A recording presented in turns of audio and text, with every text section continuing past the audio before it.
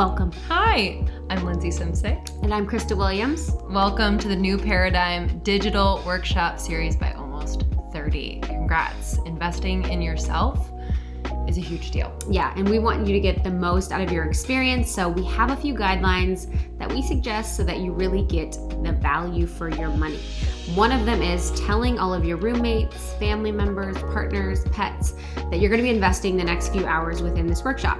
We want you to not be distracted. We want you to not be interrupted. So really make sure that you're creating the container and intention that this is your time. We also want you to be comfortable. We are huge fans of being comfortable in comfortable clothes all day. So nothing should be different for us, but we want you guys to be seated in a blanket with a sweatshirt on, however you're going to feel most comfortable. Have some water next to you, have a journal so you can write down everything that's important that you're going to get from this time.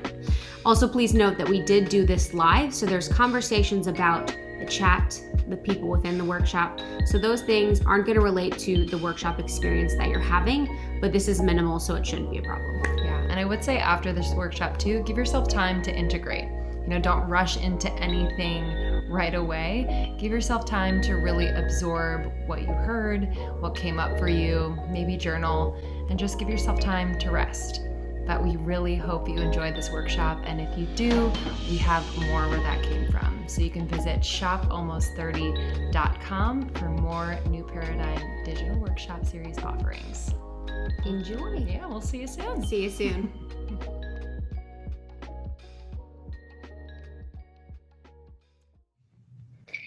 Hello, everyone. Good evening, good morning, wherever you are joining from.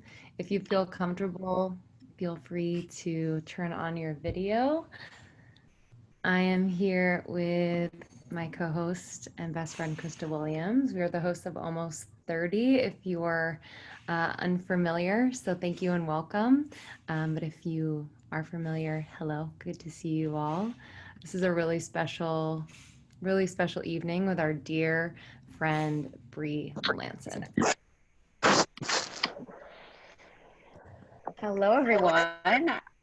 I'm so excited to see you. And oh my gosh, this topic could not be more up my alley. This is my dream workshop. And I'm so looking forward to having you. So while everyone trickles in, before we get started, I'd love to hear from you, where you're from and what your intention is for this evening.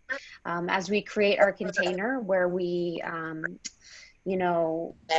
come together in this magic and this energy that Bree is going to channel, it's really great for us to just set the intention of what we want to experience tonight, what we want to feel, what we want to learn together.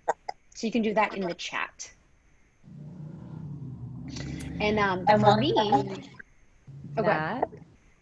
sorry, go ahead. I was going to say, so my intention for this evening is to,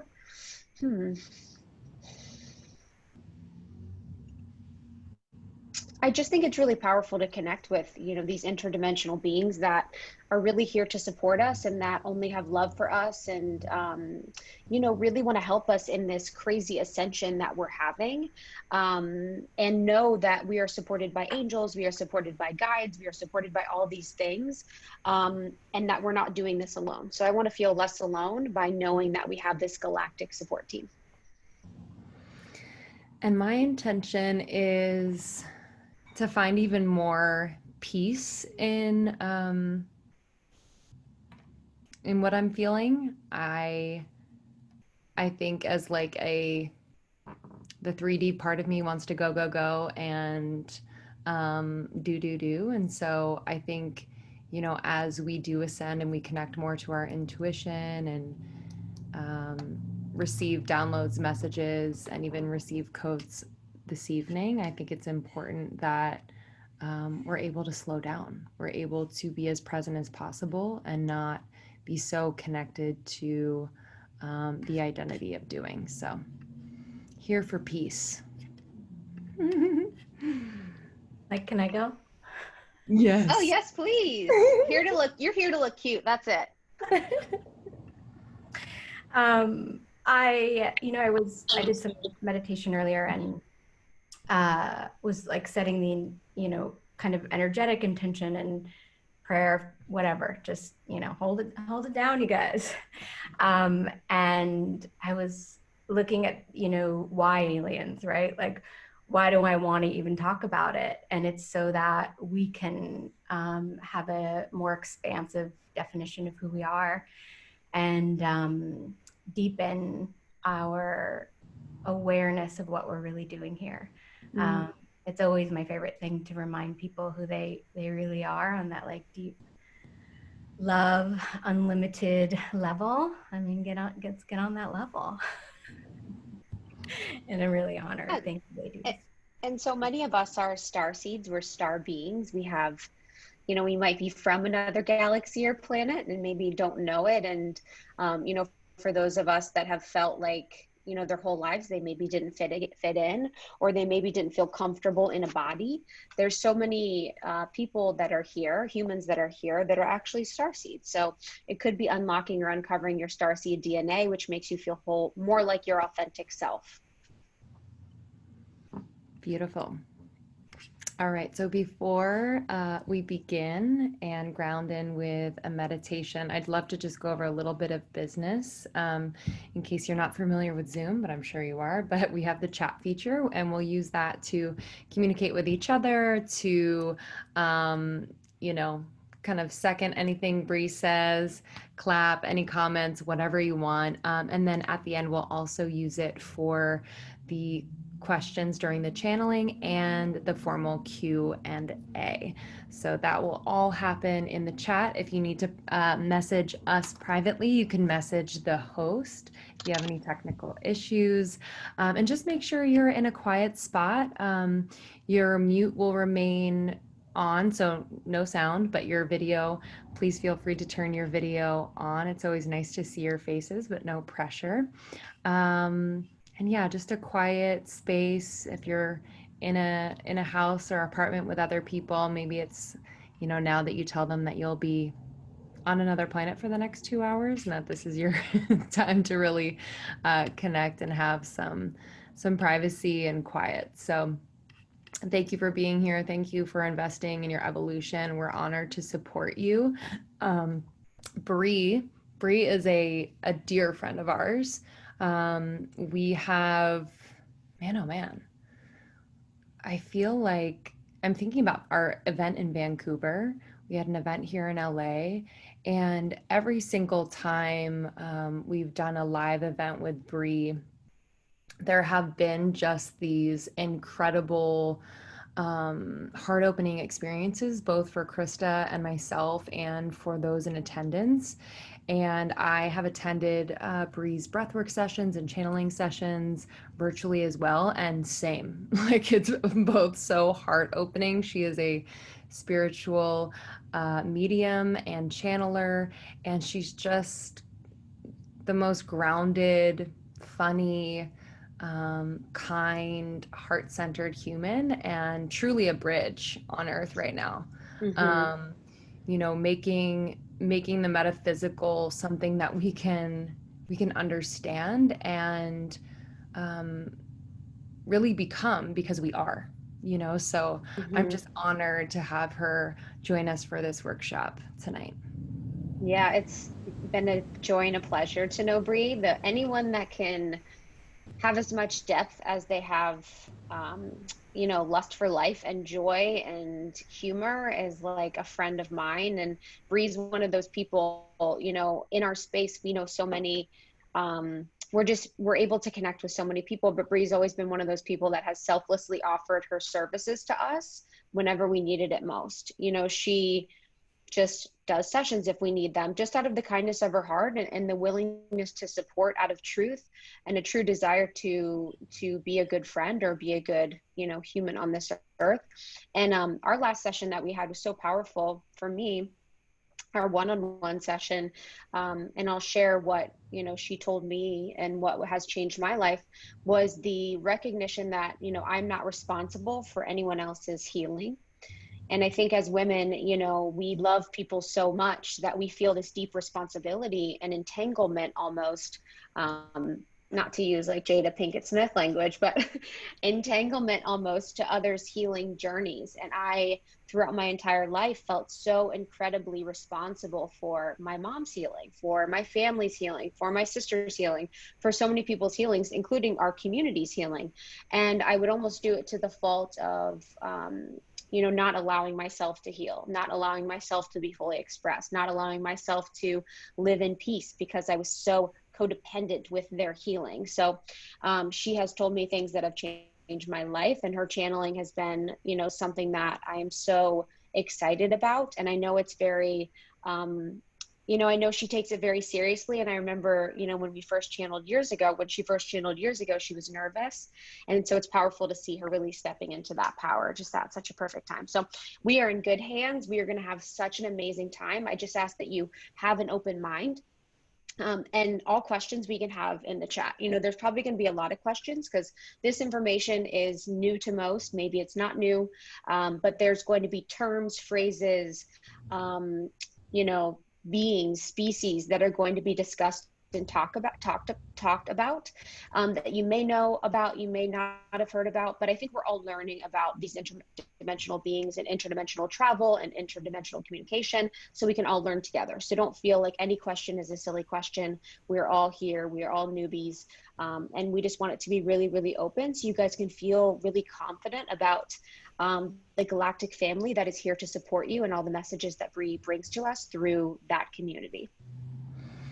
We'll be starting with a grounding meditation, and then we'll go into our first session with Krista and Bree. We'll take a short break, 5-minute break after about 25 minutes, and then we'll go into our second session, 25 minutes, and then we will go into the channeling and followed by the formal Q&A. So thank you for being here, Bree. If you'd like to take over, begin your meditation. Thank you. Take over what I've been waiting. Take over. My ultimate plan.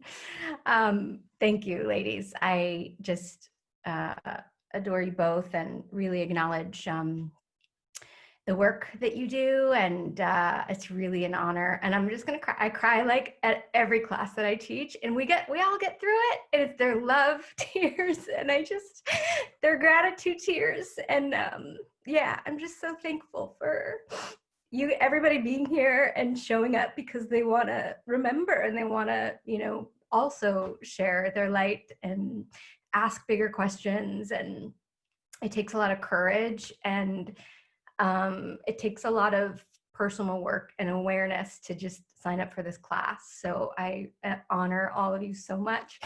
I promise it won't last the whole class. It's always in the beginning. And just in gratitude. That's all I'll say. I'm thankful to draw this in, and that's it.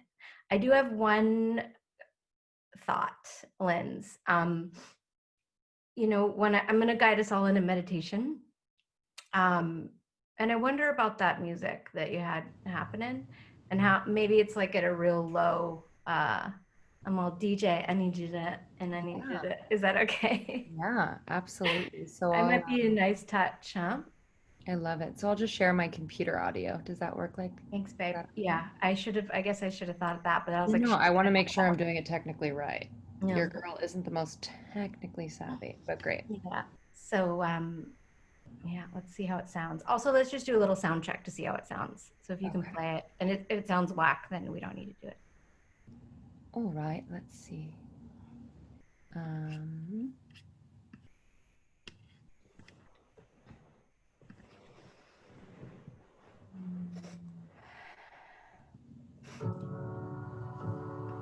So maybe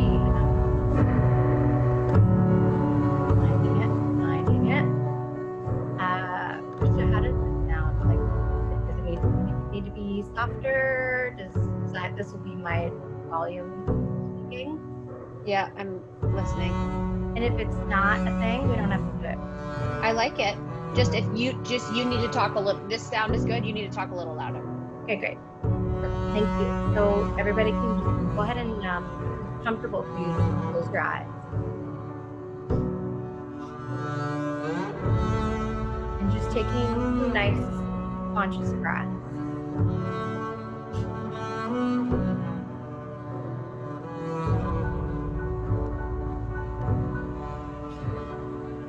breath alone is such a sweet reminder of how gentle our journey can be.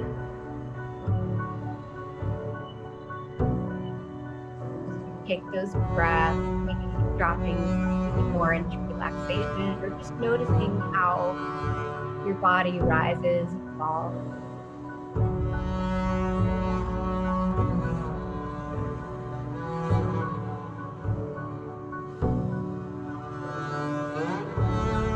The next breath, life, is such a beautiful representation of how held we are. Without needing to strain or effort, we are held.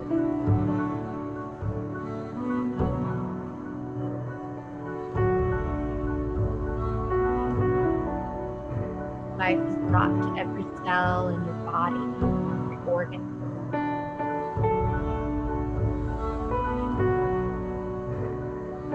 And with each breath, we really are born anew. We're invited to begin again. Choose a new thought, new perspective, new state of being.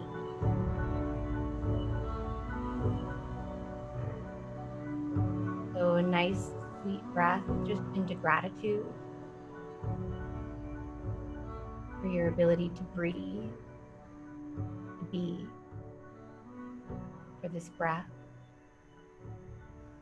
this life.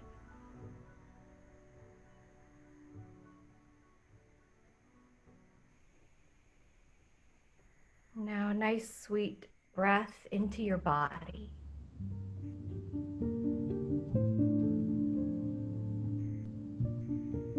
Your vessel. It's comfortable for you to put your hands on your belly, maybe just to connect even deeper.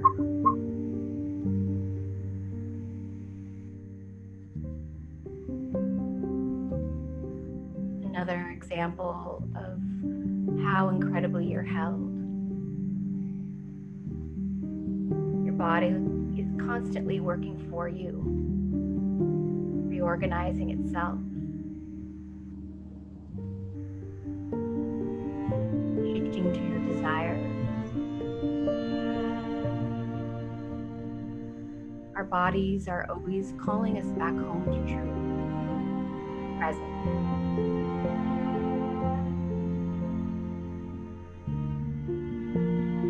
We tend to think of the body as separate from our ethereal self, the divine, but that's so far from true.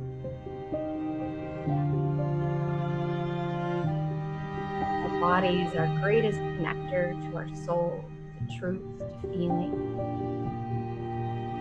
Thank you, body.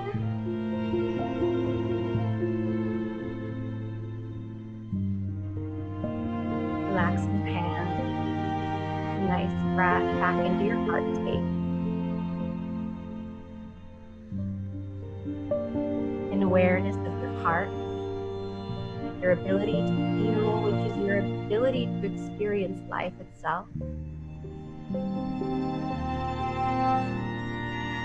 There are no good emotions or bad emotions. They just tell us where we stand in relation to fear or love, illusion or truth. Another breath into your heart space. An awareness of your eternal heart. Not the heart that is cold or becomes worn, but the peace that lives beyond thoughts. Beneath emotion.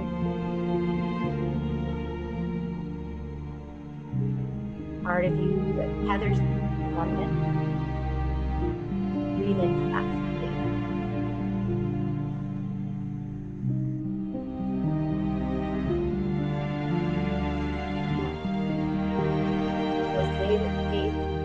into your soul.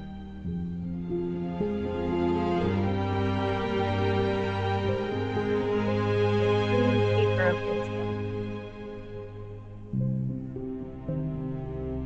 It is your heart that sends intelligence to the brain. It's 5,000 times more powerful energetically, electromagnetically, to the brain, to the mind.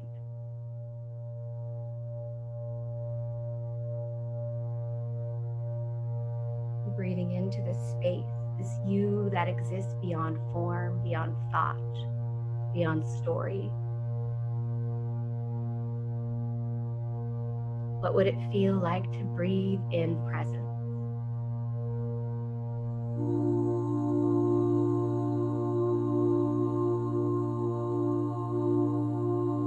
Maybe you're imagining that as light or a feeling.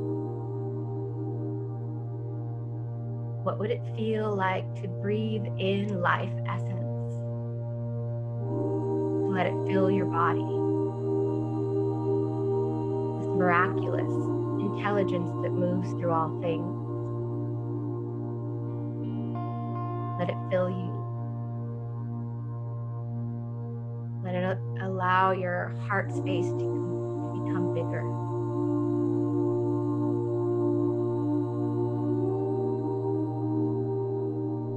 Feel the peace that lives here in presence.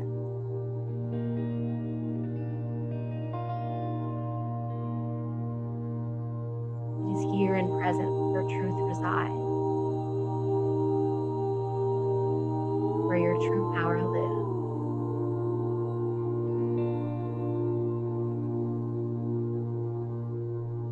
Your suffering cannot exist in presence.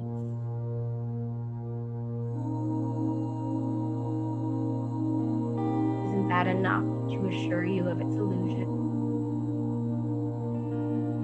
Continue to breathe into this space.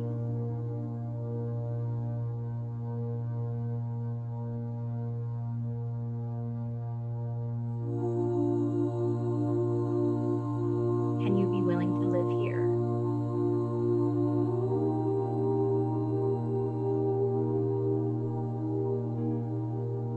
Can you feel how safe it is?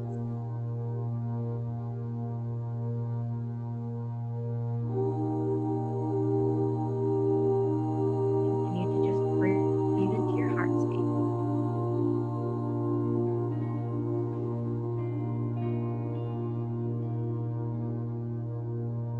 Can you feel how sweet it is to let go? To just be here. You are so very held. Can you feel how small your doing is in the presence of your being?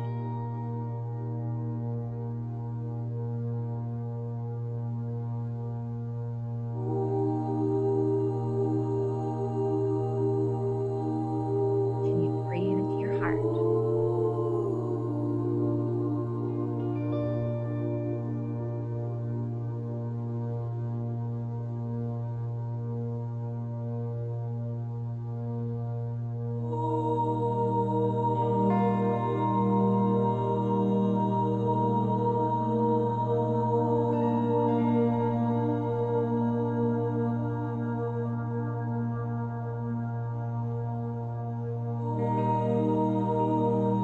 Those breaths into this state, letting it grow and extend, become more, softening. Breathe into your heart, maybe imagining light becoming bigger, brighter. Let yourself feel it.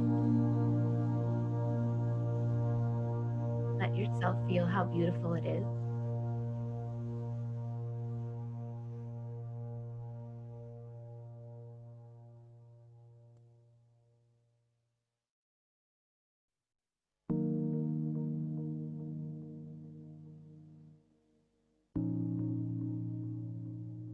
Becoming aware that everybody in this class is this same light.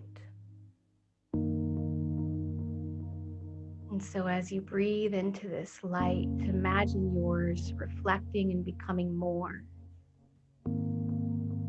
being magnified in their presence.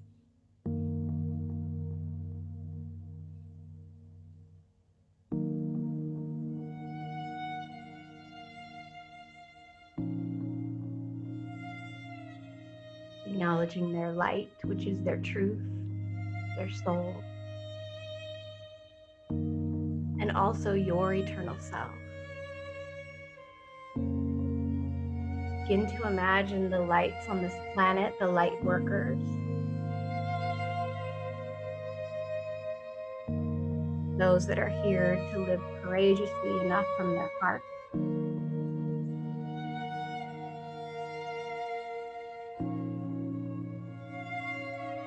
Feel your connection to them from this light space. Continue to breathe it in.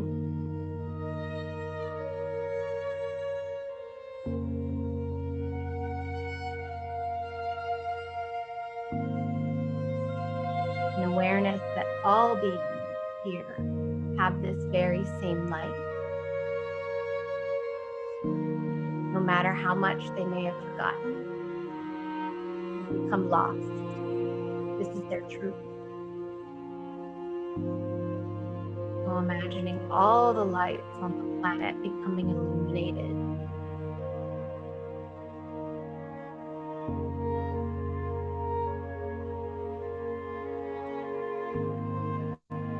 We often wonder what our future holds, what will happen. But what's possible when we all come from this light?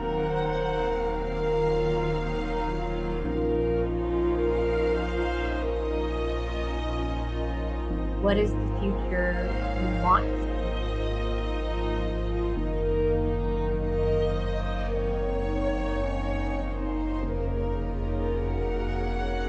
What is the future you came here to create? Imagine what's possible. Let yourself feel it.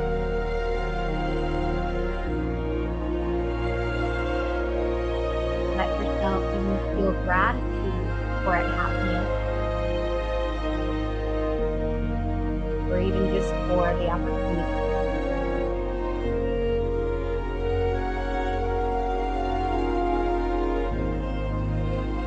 Turning to truth is inevitable.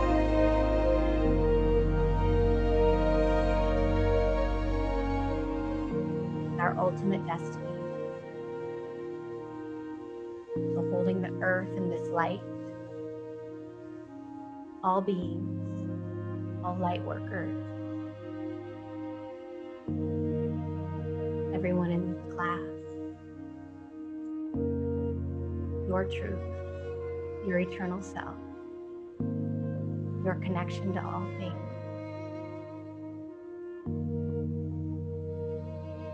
How could anything have power over this? Nice big breath into the body.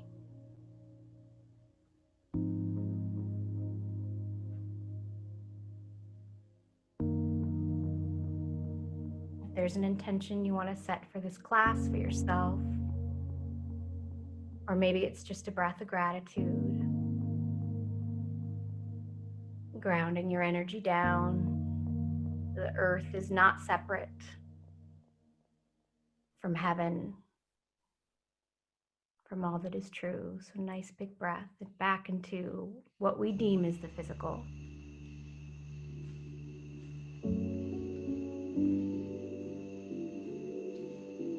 Whenever you're ready, you can open your eyes.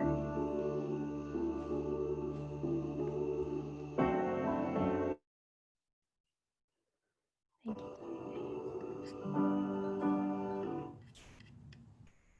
Thank you, Linz. Thank you, everybody.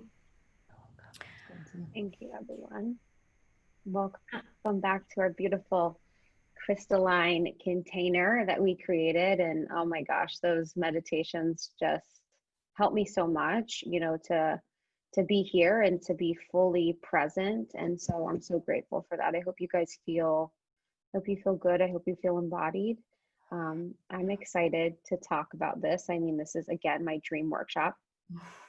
So Bree and I are going to talk a little bit about interdimensional beings, who they are, what they are, where they come from, and really just laying a foundation for us, acting like we don't know anything about this and really just opening up the conversation. So Bree, when you're describing, interdimensional beings to someone, what do you normally say, or how do you normally describe them to someone that maybe isn't familiar with it?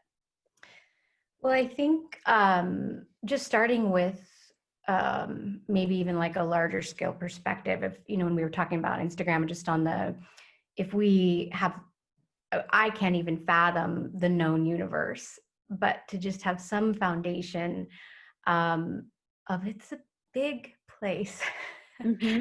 And how could we be the only ones? And it was funny, on the last channeling session, somebody asked, how do we like work around our fears around this? And they were like, have you seen yourselves lately? Like, you're pretty funny looking, and they were being really playful. And why aren't we an alien? And why aren't we an interdimensional being? And even to just think about our vibrational reality in the world that you live in. Like, we don't run up against other worlds. Part of it is the physicality and where we live. And, if you're in the United States, or it's going to be different than living in a country in, Africa or anywhere. But when you just look at your own vibrational reality and the types of people that are around you and the types of experiences that you have, it says something to what we can or cannot experience, right? That may not be in our field of awareness. And I also always want to come from the place of, I don't know. Hey, I don't know. And being flexible with my own beliefs and trying to support people in that as well, because our beliefs, when we're clenching to them, we're ultimately not, we do it to try to create a sense of safety.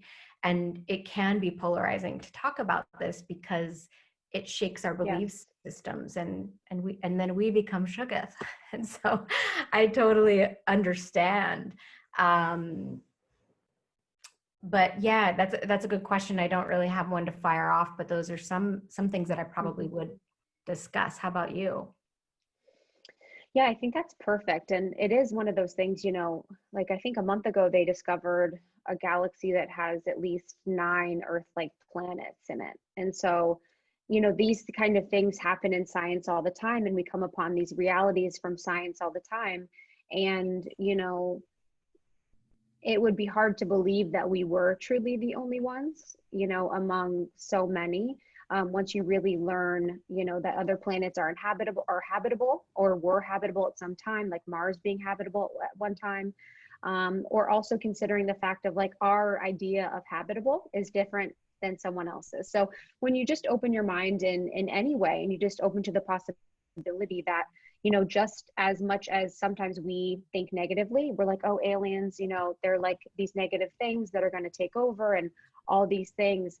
There is also the possibility on the other side of these beautiful interdimensional beings that are here to support us, just like angels and guides, like I was talking about earlier. So for me, it's been just an understanding, and also just like the humble awareness that like we will never have the answers as much as we would try to have the answers. And for our human beings to believe within our ego that we have the answers to everything is very silly. So just like anything in life, we know that we don't have the answers. So this is like one of them.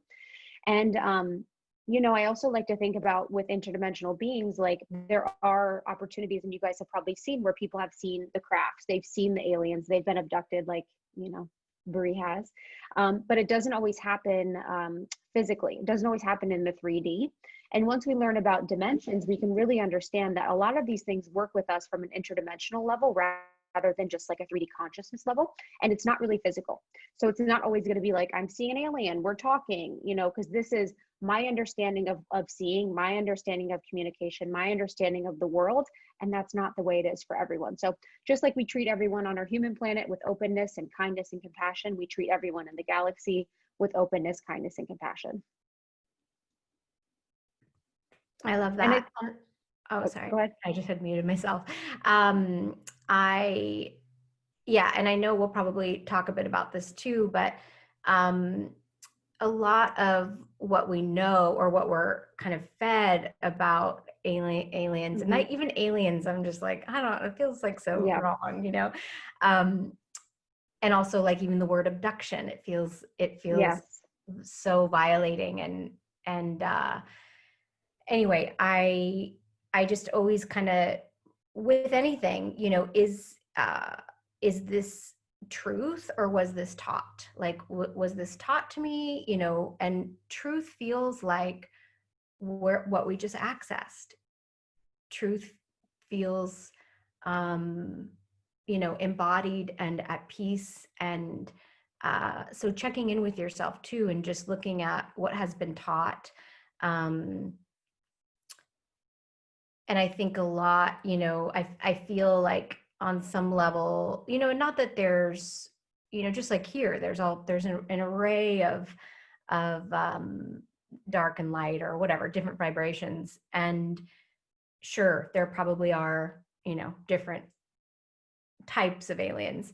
Um, but from my experience, it's only been light. And I think that has to do partly with my intention and also, you know, my healing path and everything. And when I was first introduced to them, it was through like an energetic activation. My teacher did just like some energy work in a class. And I'm not very energetically sensitive, but for whatever reason, she was working with the Pleiadians, and I was so high after, and I was like, oh, I was like, what was that? And I was like, who are these Pleiadians? And so then I just like connected to chat with them, and that's how I've gotten all of my information. And you know, I'm like, I want to refer to you, Krista, because I don't read a lot about it. But they told me that they're like, yeah, we made you. This is like not the Pleiadians, but essentially interdimensional beings. And not that we aren't a part of that, but at first they were calling it the experiment. And I was like, and I was like, can we use another word? And they were like, experience. I was like, I can get on board with an experience. And again, not that our free will isn't a part of that. And their messages have always been around oneness and trying to get us out of the mud. And we learn that as humans, mostly through relational experiences. And right now, I just think we're at this apex of moving away from, you know, linear perceptions and this idea of, you know, you're Krista and you're going to say something that might hurt me and I have to protect myself, or I have to, you know, just all these, and I'm going to walk us through later some ways to kind of open and shift our perception so that we can connect with them and also get your ticks to 5D, you know, because Because you know, everyone's hotter in 5D. Everyone knows that. Yeah, and the experiment, just to expand upon the experiment, and I feel comfortable in this container because, you know, we're all here for this. But in all of my research and any conversations I've had with you know, alien experts or, you know, anything related to that vein, it is the belief that humans are an experiment. So we're a hybrid of a few different types of interdimensional beings. And, you know, when we talk about the reptilian brain, that is part of, you know, the experiment, to have part of the reptilian brain still in us among a few other interdimensional species. And, you know, when we think about that, it's like feels so sterile, but it really was like an experiment to see like what our capabilities could be and what we could really grow through. Like how much could we evolve within our human timeline? So knowing that we're an experiment, and again, taking that like with kindness, there are a bunch of interdimensional beings that have a lot of investment in our evolution. And so right now, with everything going on in the world and in the polarity and the divide that, you know, we feel so deeply, there are interdimensionals that are watching us as we evolve and very invested in either supporting us to, you know, to ascend. Like the goal is to ascend, and the goal is oneness. So right now it does seem like everything is so divided. We have, you know, politics feels divided, social media feels divided, culture feels divided, and that's really the goal of a darker force or darker forces that want to keep us from our ascension. And the ascension would be the belief of all is one, we are all one, no matter the experience of positive or negative, it's all part of the creator's plan. So a lot of these interdimensional beings too work within the understanding that there is one creator, that there is, and it's not a God, it's not like our God, but it is this infinite divine energy being that supports all of us, and everyone answers to. There also is too, you know, the Pleiadians are part of it, and then the Arcturians are part of it, which we talk about, which is like the Galactic Federation. And this is a group of interdimensional beings that watch over our galaxy. And they really are the council of our galaxy to support our galaxy and make sure that there is a balance between the light or dark energies. And when they see darkness happening, they don't blink. It's part of the plan. But as long as it's balanced within our galaxy is really what they're worried about. So these Pleiadians especially are, you know, a species that have been extremely invested in us since Egyptian times, since Atlantean times. They really care about our ascension, and they really care about the species on this planet. Yeah, I love that. It's, you know, sometimes it feels like new news, right? Like, what? Like, oh, now the aliens are suddenly coming. It's like, no, they made us. They've been in the cave dwellings, you know, the pyramids. Well, yeah, it's like you look back at all the drawings and you're like, oh, the Egyptian drawings of all the type of things. You're like, oh, those. It's funny because, you know, when you start to realize that a lot of myths actually weren't myths. They were truth being told that we now perceive as myths. And I think I started to learn that within, you know, being part of the Catholic Church. I thought angels were a myth. I thought all these mystical things were myths. And then as my spiritual journey has evolved, I believe so deeply that, you know, angels are real. They're here. And just like, you know, a lot of myths that we've been told about a lot of different things are actually in truth in some ways. Yeah. Do you believe, would you try on, I'm curious, I'm just saying, we're talking about a container, I'm going to say it.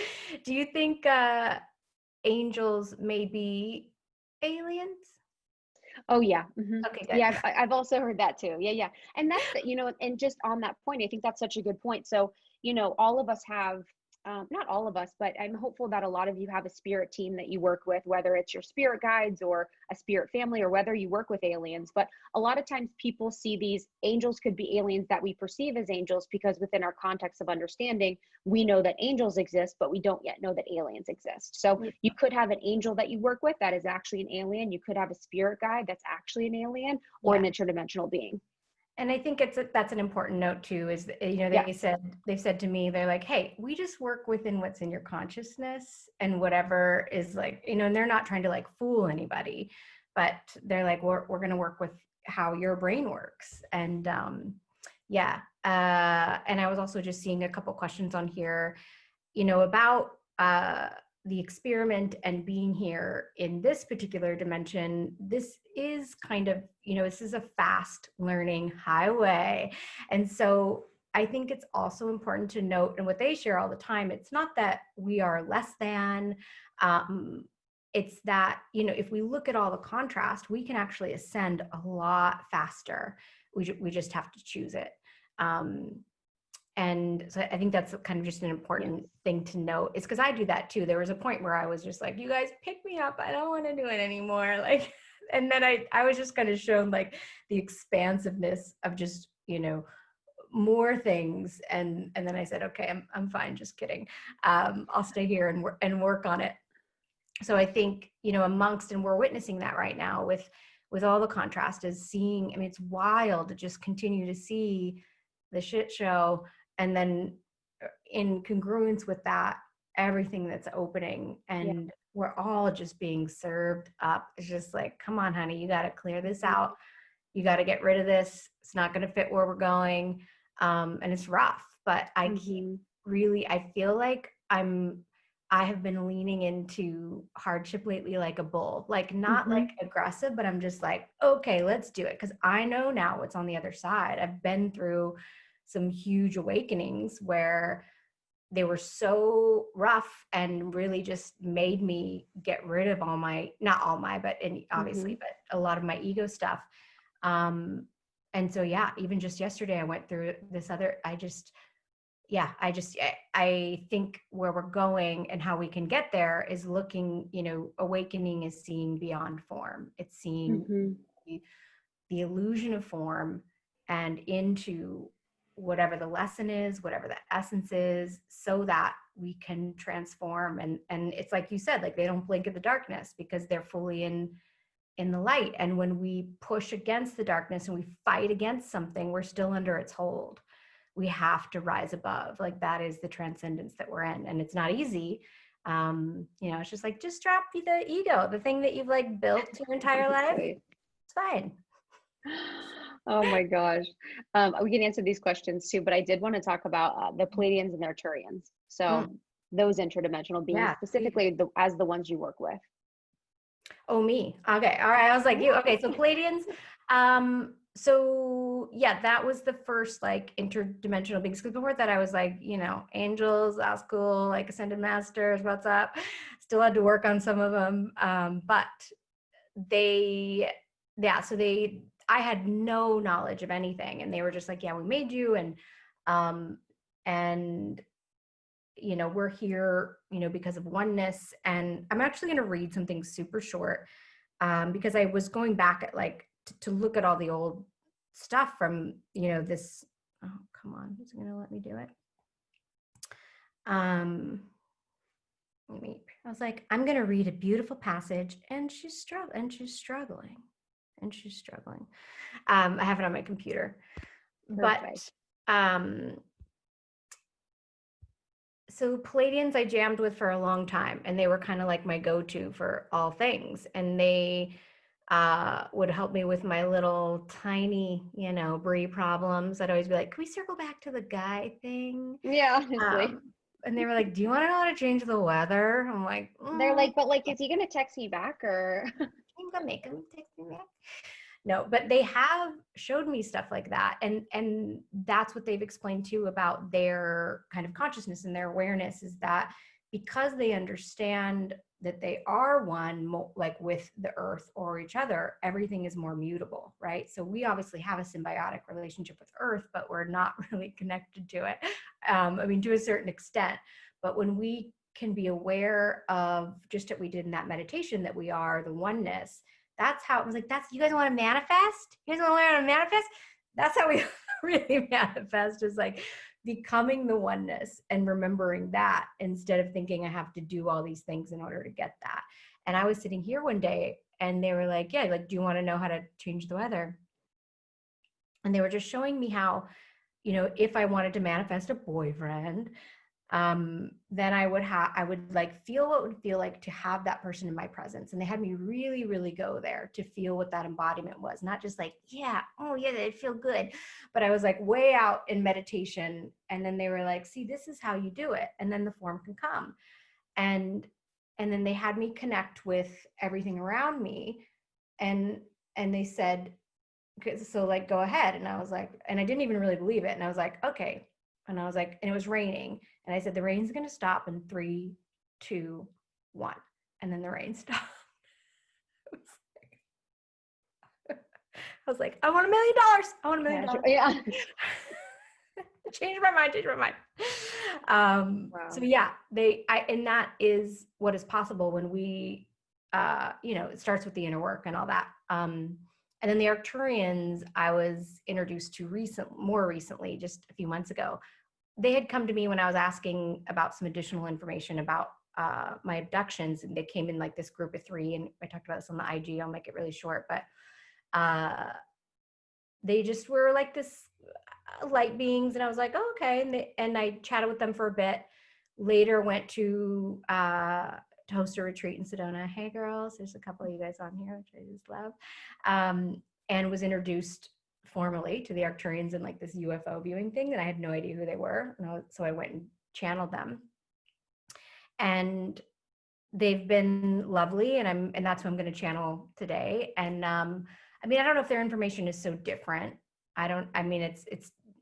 They are just going to keep telling us the same shit until we get it together.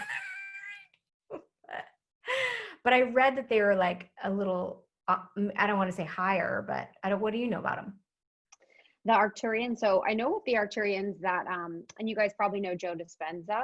And, you know, I always knew about Joe Dispenza's work and I was interested. I thought it was like fascinating, but there was like a piece that felt missing for me was the awareness of the interdimensionality of his work. And maybe I just didn't do enough research, but I found this old video where he was talking about how Arcturians are actually the beings that he works with through his meditations and channeling sessions. So the Arcturians are like the tall, he describes them as they're very tall white. And they like almost between 9 and 12 feet tall, they would be, you know, supporting his sessions and the frequency of his healings. So the Arcturians are very tall, white, almost golden, very frail type beings. And I would say they're more, from my understanding, about the physical type of healing modalities than the Pleiadians. The Pleiadians are represented by blue. They, when their Pleiadians are, or when there's descendants of Pleiadians that live on Earth, they have very distinct features. Lindsay kind of looks Pleiadian. Jordan Younger kind of looks Pleiadian. So they have like parts of them that were potentially Pleiadian or are Pleiadian now. And, you know, a lot of them have the same type of messaging when it's, you know, Esther Hicks, or if it's Bashar, or if it's anyone that's channeling these higher dimensional consciousness, they most likely are going to have the same type of messaging, because if it's coming from a higher dimension of consciousness, it's mostly about oneness. It's mostly about, you know, unity consciousness. So it wouldn't be surprising for me if they have the same type of message that they have. I've connected with the Pleiadians. I haven't connected with the Arcturians yet. Maybe in like 201, I'll be there. But I had a situation, I was in Nashville for this retreat, and it was like a therapy retreat. So it was very, very deep. It was very transformational. I was like crying the entire time. And in the middle of the night, I had this experience where I had this blue being, you know, come to me. And I thought it was Angel Michael, but I now realized that it was a Pleiadian. And I remember my soul thinking, when this being came to me, I was like, oh, this is the happiest I'll ever be in my whole life. And it almost made me so happy but sad that that would be the best experience that I ever had in my life. And I had this knowing, you know, this knowing. And I think because I had been so emotional and open that week, that it allowed a portal for me to connect. Because, you know, on a normal basis, I'm like, where's my cell phone? Where's my lunch? Where's, you know, thinking all these things that are very like human, but because I was very much in my fields, it allowed me to connect to that. But both are here for our highest and greatest good. Oh my God, I got chills so much during that whole part, because I just started listening to Joe Dispenza. So I don't know which happened first, but I was getting rolling chills because I didn't know I knew he was working with aliens because I could hear it. I was like, oh, he's channeling. But I didn't know it was the Arcturians. So that is so crazy, because I've been obsessed with his meditations, even though they're like the worst. They're the best, but his voice is the They're worst. getting better. His voice is changing. I think he's kind of learning to taper the channeling, but I'll find the video for you guys where he talks about the tall whites coming into his experience. But I think I saw a clip of that, but I didn't hear him say Arcturians. But I mean, the chills really helped. And I love that you're like, Michael? Yeah, literally, I was like, Michael, and then I realized now that it definitely wasn't. But yeah, it was such a human experience where I was like, oh, this is the most joy and love I'll ever feel in my life. And it was like so beautiful, but then I was like, it's gone. It can come back. Yes. Yeah. And then as I try to make it happen again, it doesn't, because, you know, the human wants it to be like, it's like when you get a sign and you get one sign and you're like, oh, I want another sign. I want another sign. Yeah. And it's like one of those situations. Yeah. Our needs are our biggest blocks. And when it comes to intuitive stuff and just in life, same, right? Like, and I do it too. They slayed me the other day because I was wanting them to physically manifest. And they're like, girl, you got to get it together. I was like, okay. Yes. I wonder, you know, we can do this. What's your next question? Do you have? Oh, no, I was going to just go over, I was going to go over those quick questions in there and then take a break. But if you have something. I just thought we could touch on the different ways that they can show up. And I'm also going to talk about how to like nurture that. Yep. Because I think what you experienced is quite rare. But I think, you know, if we look at, you know, just you, which I am having the most fun with, like in the sky, one way that can come, seeing them in the sky. and I got a little night vision monocular, but I recommend binoculars. I think I was just being cheap because this is really uncomfortable to like do that. But it's major. And how you can tell that it's not a satellite is that A, it won't move in a straight line, and B, the light will be different. So it will most likely like pulse or have something that's not just like a straight, steady line. And what I've been doing lately, the first night that it happened, I saw what I thought to be a UFO, and I thought that I was doing this thing with the infrared, right? And so I was going like this with my binocular, like this, and then it would pulse. And then I did it again and it would pulse. And what I realized is that I was asking it to pulse. And Wow. so now when I do it, I don't do that. I just say, I ask it. So you can telepathically communicate when, even if it's like some far ass out UFO. And then there's, I think, like this other layer of them coming closer where it's like, you've seen that footage. I'm sure, if you have interest in this, you've seen where they'll just like line up and they're like more in our atmosphere. I think that takes a certain openness and patience and calling and asking too. I really like the CE5 app. I think it's $9.99 just for that app by Stephen Greer. And I just love him. He's so adorable. He's totally heart-based, and he's also just been in the game for so long. But he has a really nice meditation that you can practice where you basically just become awareness and you put out a call. So you set the intention of this really beautiful heart space, and you're like, I only want to connect like for the highest good and for all, for, however you want. There are no specific words, but love-based, this is my intention. And then you basically like go out, you become awareness, like you become aware of the, maybe I'm becoming aware of Krishna's awareness, and then I'm becoming aware, just like we did with the heart thing. And then you take it out, and then you're like, oh my God, the earth has a consciousness. And then you just like keep going and you go out into the ethers. And then you're like, okay, I am in Carmel, California. And you like show them where you are, and you can just kind of keep doing that meditation. And that's the other thing too, is that we don't always look, right? I mean, when are we looking in the sky these days? We're watching Netflix, we're like looking at our phone. And it doesn't have to be at night, particularly when they're closer. It can be during the day. So stay open, and I'll get more into like how to kind of shift our field. So physically they can be like that. And then I think what you experienced was a little bit of a merge of like bridging reality. Well, where did it feel like you were asleep, or what did it feel like? I was asleep. Yeah. It was like lucid. Yeah. Yeah. So there is the state of meditation. And before I go into channeling, it'll also be a nice experience for you to just kind of like open your heart and feel their essence. So meditate, like baseline for meditation, just to open us, but then also experiencing them in meditation. If you're getting used, if your psychic senses are getting stronger and you're getting used to like feeling and hearing and seeing, but dreams, like what you experience too, you can ask them.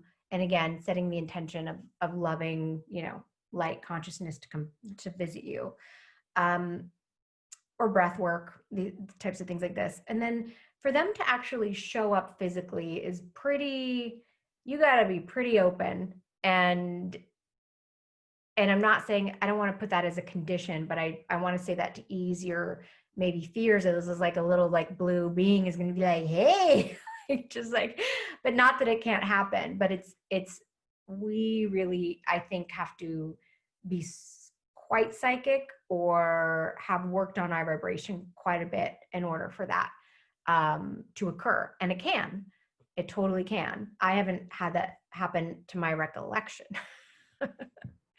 But, and then the abductions, Stephen Greer talks about that a lot of the horror stories, and this sounds crazy, but is the government basically just like faking them, that they've gotten the technology to like learn how to make certain spacecrafts and are just basically getting people in fear.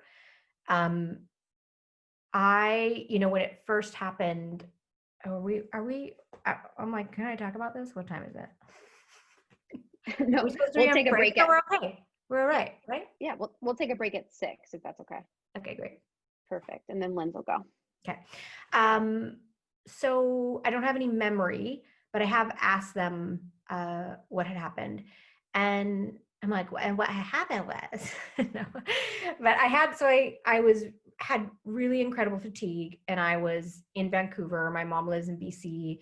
I was visiting Vancouver, and then I went to go visit my mom. She lives like near Kelowna, and had like, I was so tired and I couldn't figure out why. And when I got to my mom's house, I was like, you need to take me to the store. I need vitamins. I need something. I don't know what's happening. And then I also had these marks, and they're on my Instagram. They're like these perfect dots that are in a triangle. I think there was 9 or 12. And then for some reason I was just like, this was in 2016.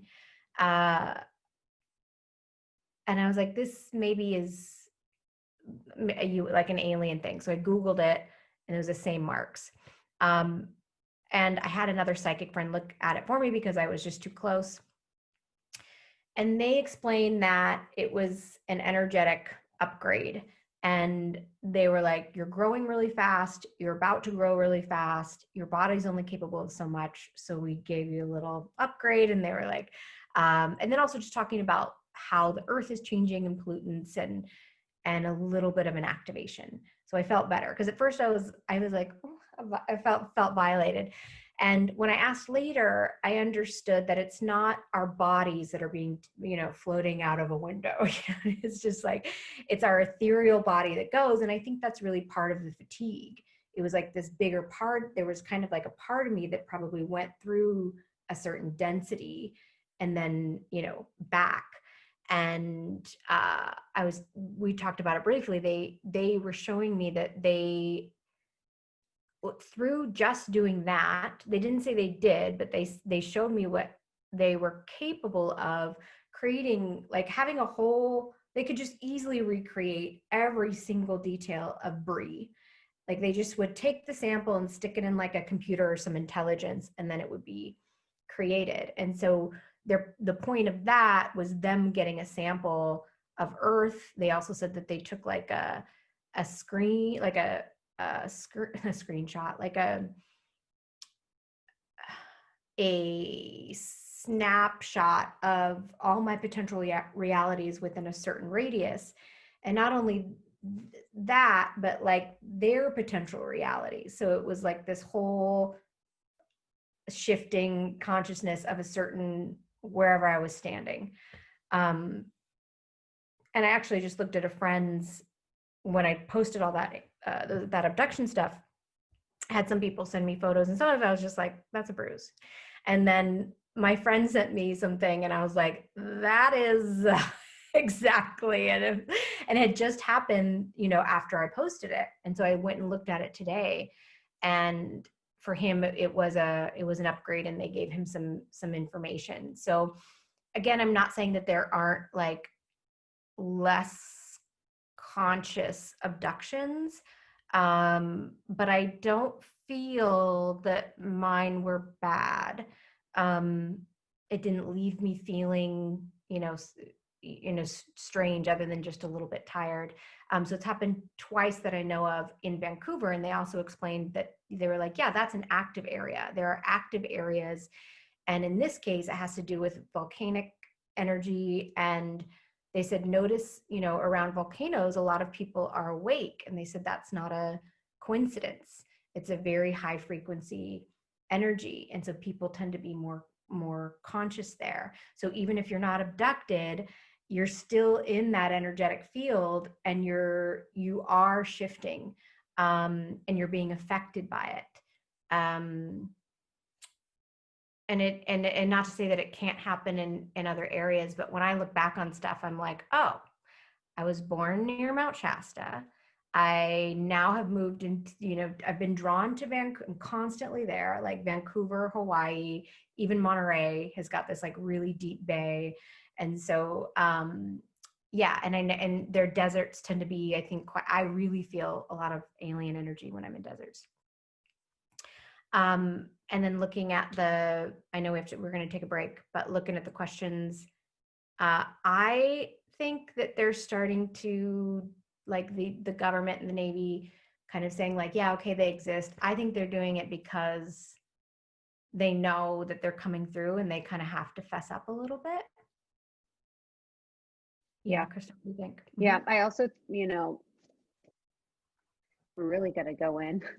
I also think that it's maybe potentially within the next couple of years going to be a fear tactic that they leverage to keep us in the continuous fear state cycle, that we've been in for quite some time, but I think it might be used as a tactic to scare us at some point. So I think that they're starting to trickle in information, whether they know it's true and that, it's going to come out eventually, or that I'm not sure. Yeah. And that came through a lot in this last channeling session. They were just like, be cautious with your fears, you guys. Yeah. And really come back to what is truth and what is being taught and accessing truth. And we're going to do some work around that as well. But that's another reason why I've decided to start talking about it more, because I'm like, okay, if I see this coming and I can help people not buckle into fear. Yeah, it's powerful. And just like a last part, and we'll take a break from 6:05 to 6:10, just remembering with everything, it's like the law of free will is a law of the universe that everyone must abide to. So nothing happens without our consent. So abductions of a negative kind don't happen with some sort of spiritual contract or consent, or without a conscious consent. So with anything, we can consciously choose once you guys are all awake. And with your awakeness and your consciousness, you can be part of the conversation within your free will constitution, what you want to participate in and what you don't. Yeah. And just I'll speak on that in 30 seconds. It's all wrapping. The music's going. My teacher once thought she got abducted, and I looked at it and because she was like, I didn't want it. I didn't want this. And I was like, your soul did. And so they explained to me too, they were just like, your soul is not just doing work here. They were like, you have an oversoul, and your oversoul is like right now working in a lot of different places. And it's hard for even me to think about that. But it's wild, these like layers on layers of dimensions and portals and all these things. So yeah, I'll be quiet, but. Love it. Okay. We got 6:05 now. We'll come back at 6:10. Lindsay and Bree will continue conversation, and then we'll do the channeling soon. So we'll see you back on at 6:10. And you guys can put in questions if you want, and I'll maybe stick them in there. Perfect.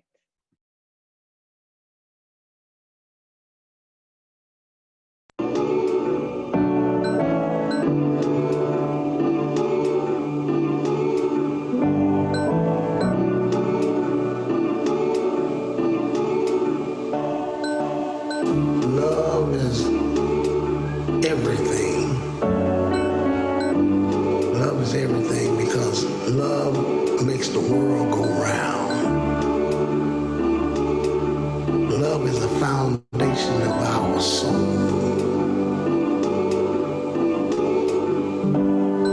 Love is the greatest feeling that any person can have.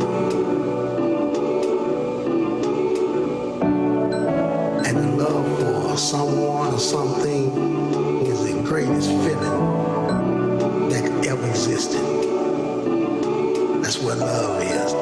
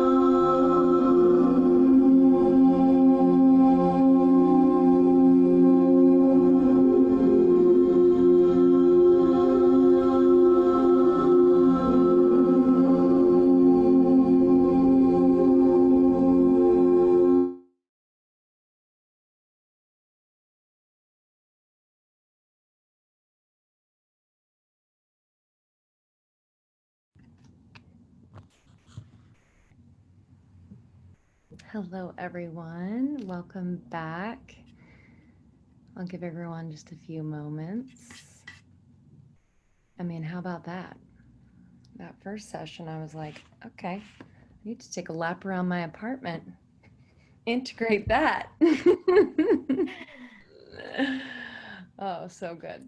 Again, yeah, definitely use the chat, and we'll be sure to answer any really in the moment relevant questions while we're speaking, but otherwise remember them for the Q&A at the end. But I'm excited to talk to you about our power as co-creators. And I'm rereading Meet Your Soul by Alyssa Romeo. And when you said, and I wrote this down months ago in one of your breathwork sessions, but your needs are your blocks. It just reminds me of how she describes the death of the ego. She's like, more dying, less trying. And that need of the ego is like so real and so strong. And yeah, I'd love to just kind of start there, because for me, it feels like that is the block to really realizing that power as co-creators. You're right. That's what Oh, it is. good. I'm so glad. Are we done? Okay. Yeah. If I'm right, let's Go go. for it. Get over yourselves. JK. Yeah, my intuitive opening has been paralleled with my personal work in trying to take these things head on. And again, Yeah. they're not easy, but they are hand in hand. And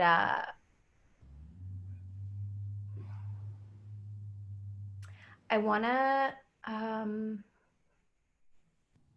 no, I'm just thinking of something that they shared about energy, but I'm going to just speak to what you asked. Share whatever you want.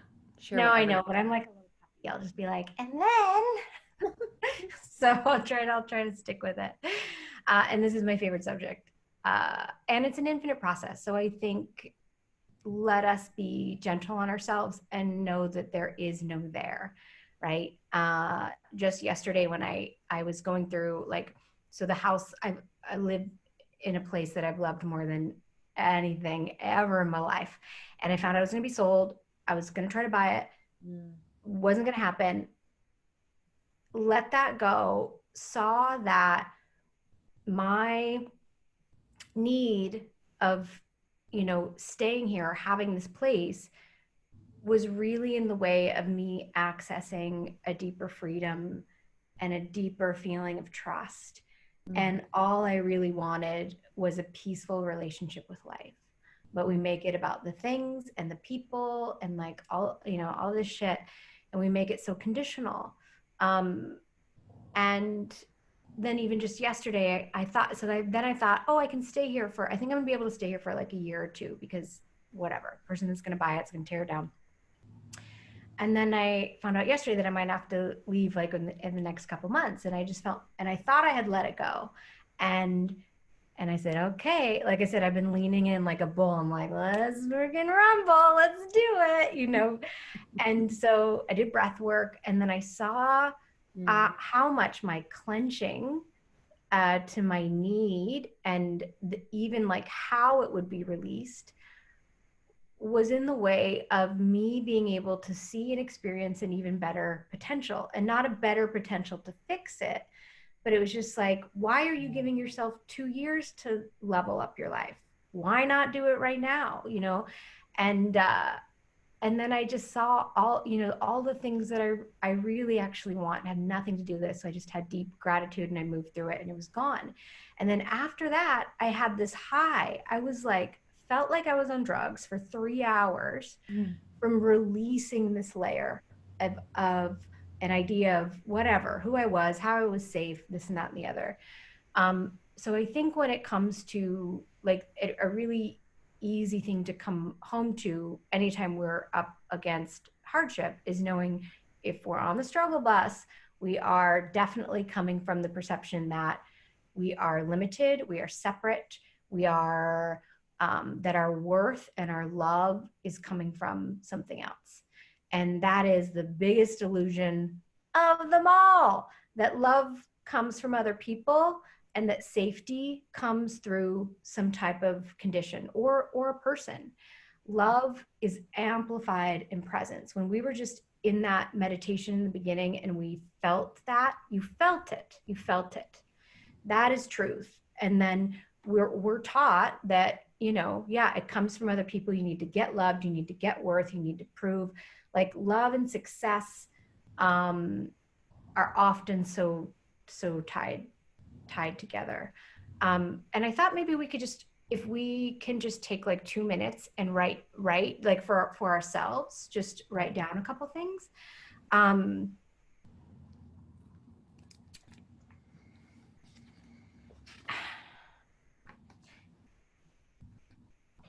So if nobody ever told you what love or God was, how would you experience that? And just try to free write a little bit. If you had nobody ever told you anything, how would you experience that universal love? And how, like, when would be the moments that you were like, oh, that's God, or that's truth?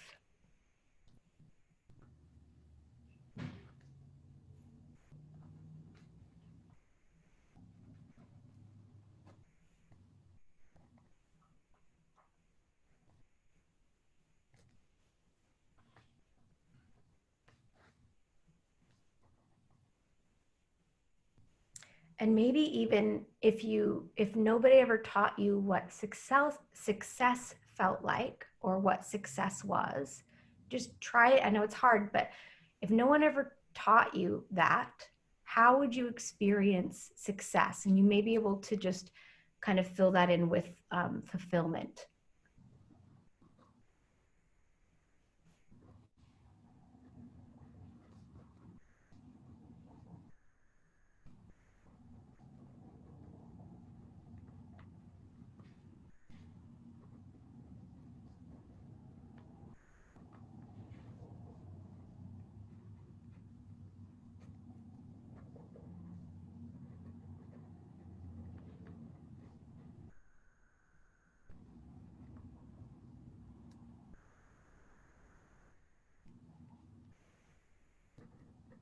And maybe just a quick touch on what does truth feel like?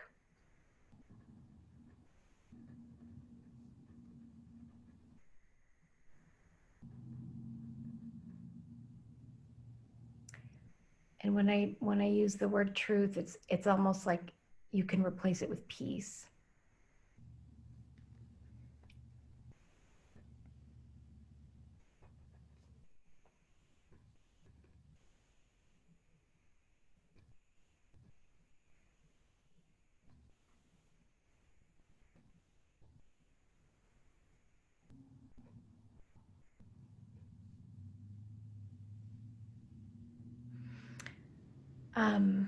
And you can continue to write if you want, and also if you want to share here in the chat. Because I know it's not easy to like decondition everything, but if we can go into things, in this like death of the ego, and awakening, being able to see beyond form and looking at beyond my stories about this, beyond my stories about whatever you're looking at, this relationship issue, money, and like, what else is there? Body stuff, and that's it. So what is true? What is true? Like even with money, beyond what people have told me about money, what is true? It's just an energy exchange. What's true about love beyond what anyone's told me? When do I experience that? When I'm in my fullest, most free expression, usually when I'm in nature. That's truth there.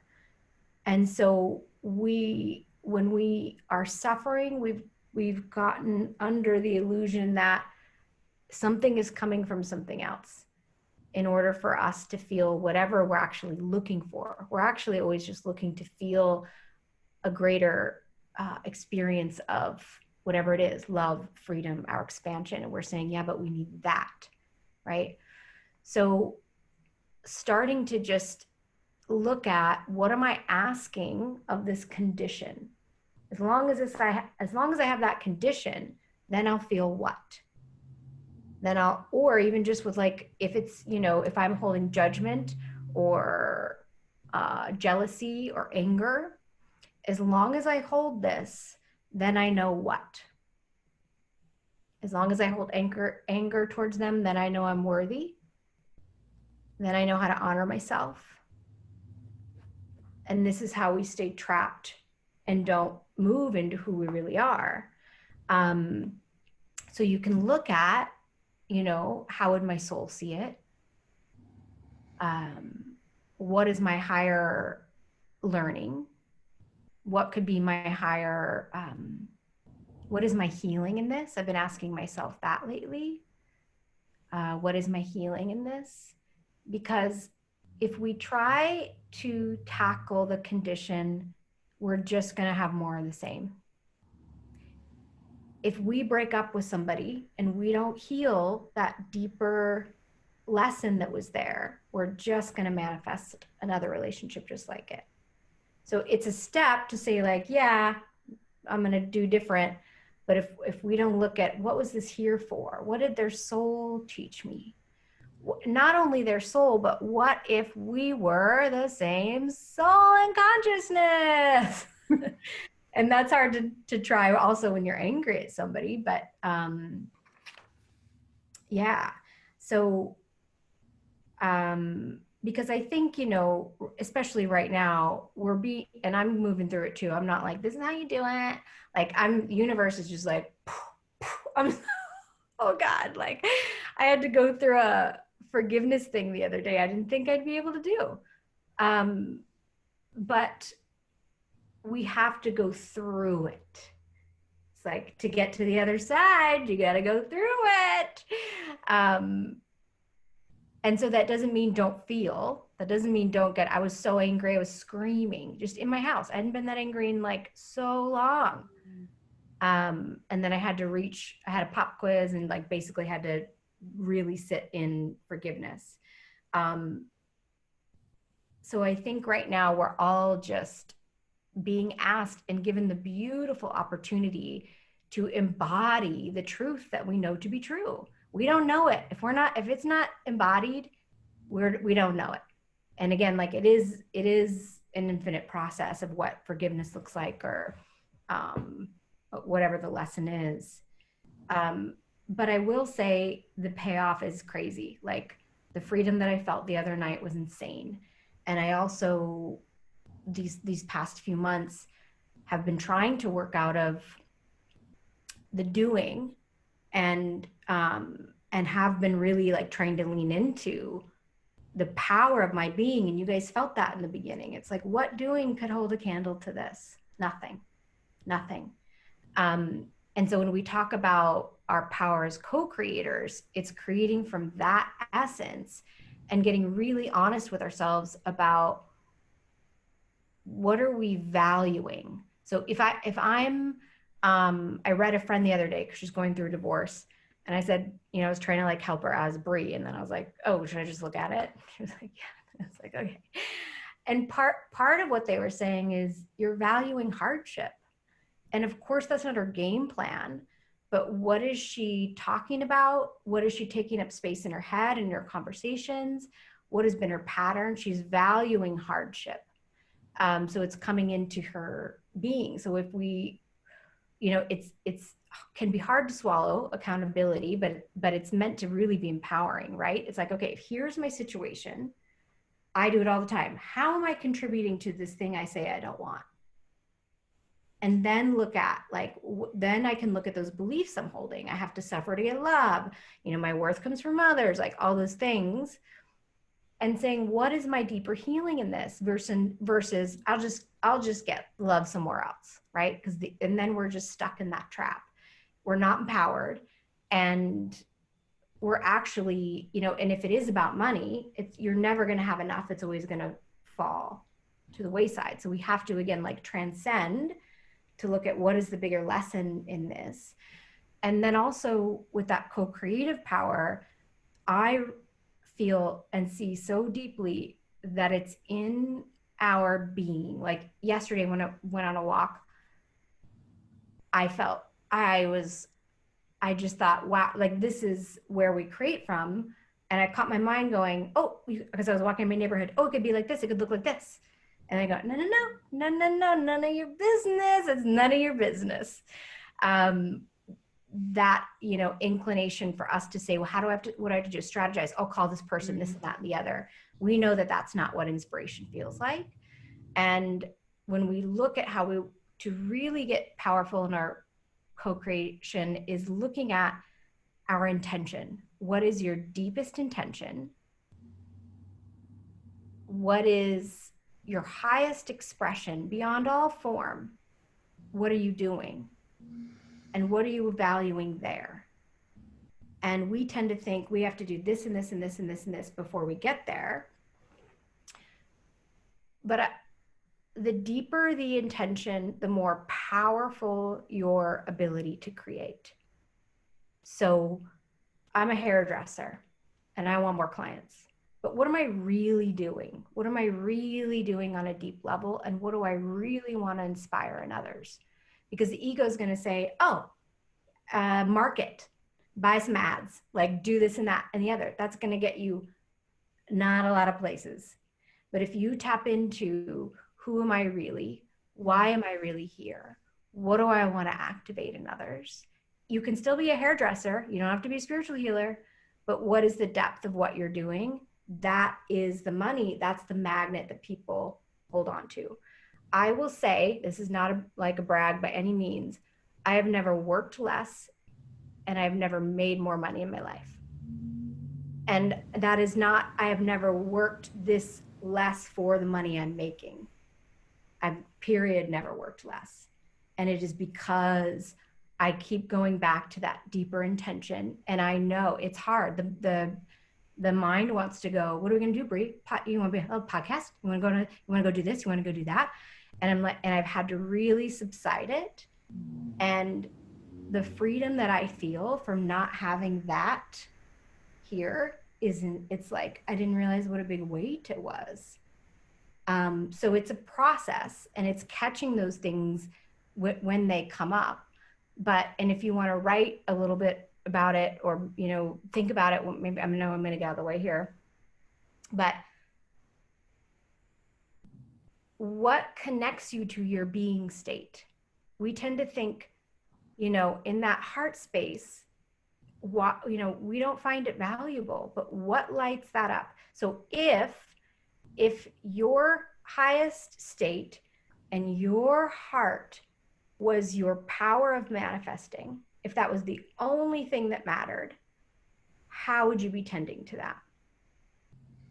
So I'd be taking walks on beach. I would be, I don't know. I'd be dancing in my living room. I'd be taking a class on this, like whatever it is that fills you up.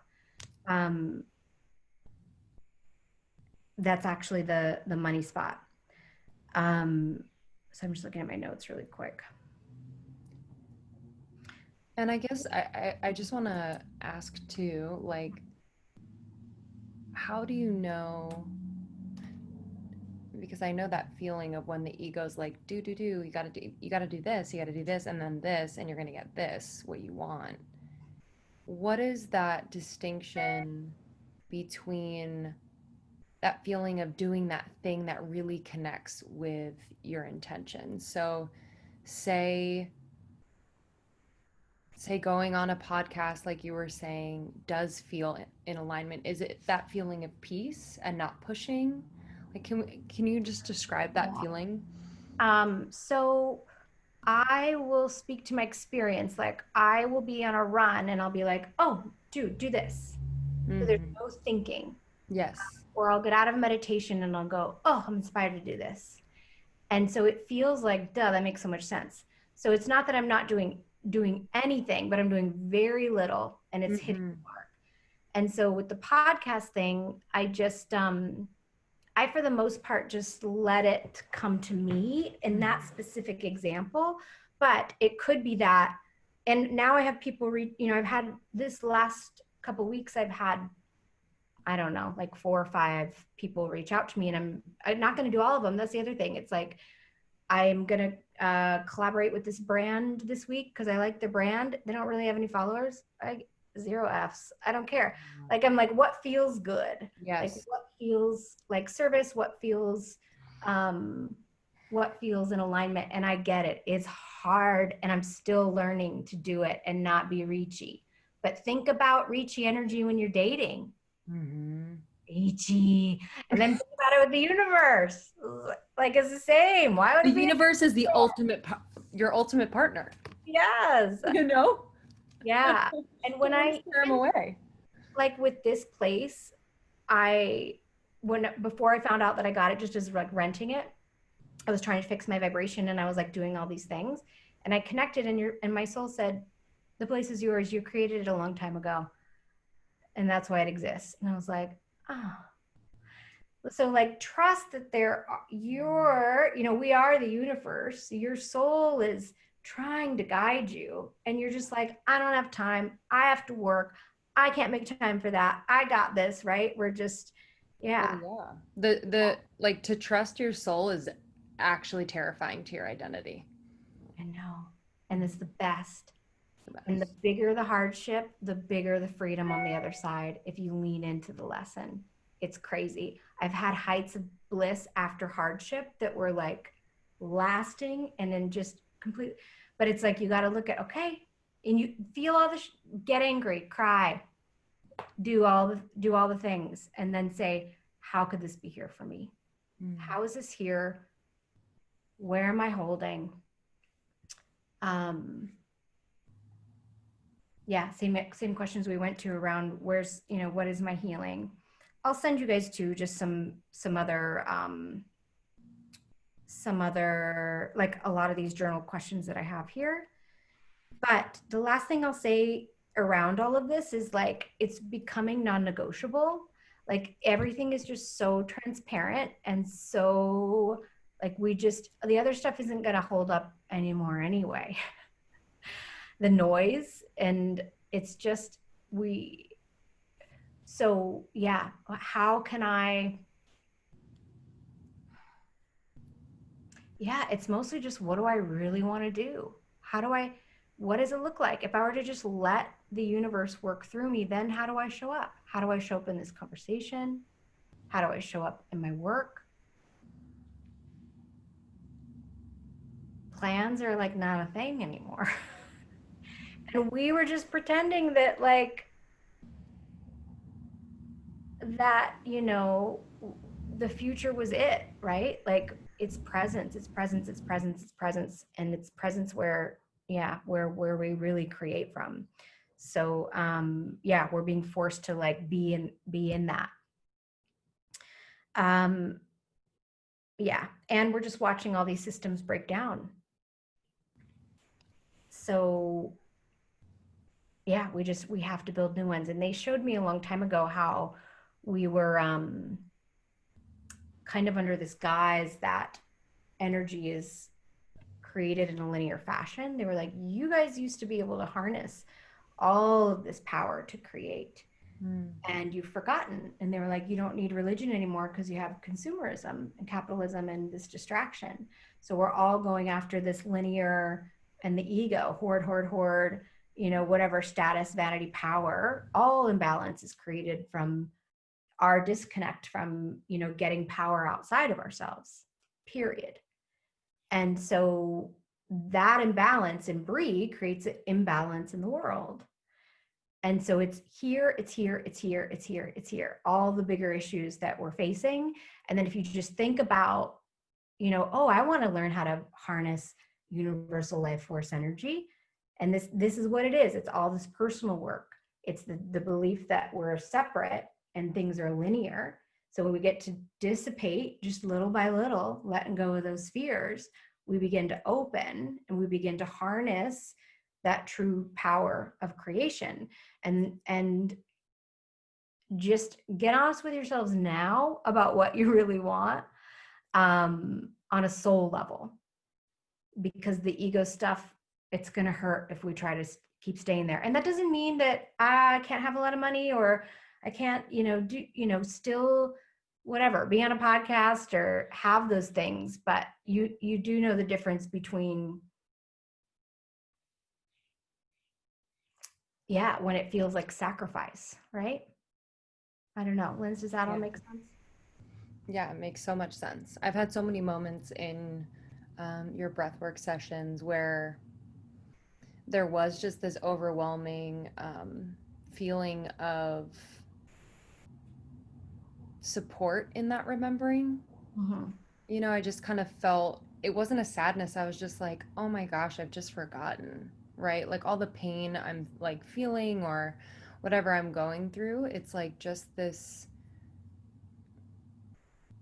just the fact that I've forgotten my power, forgotten that I already know, forgotten that I already am, forgotten, how connected we all are.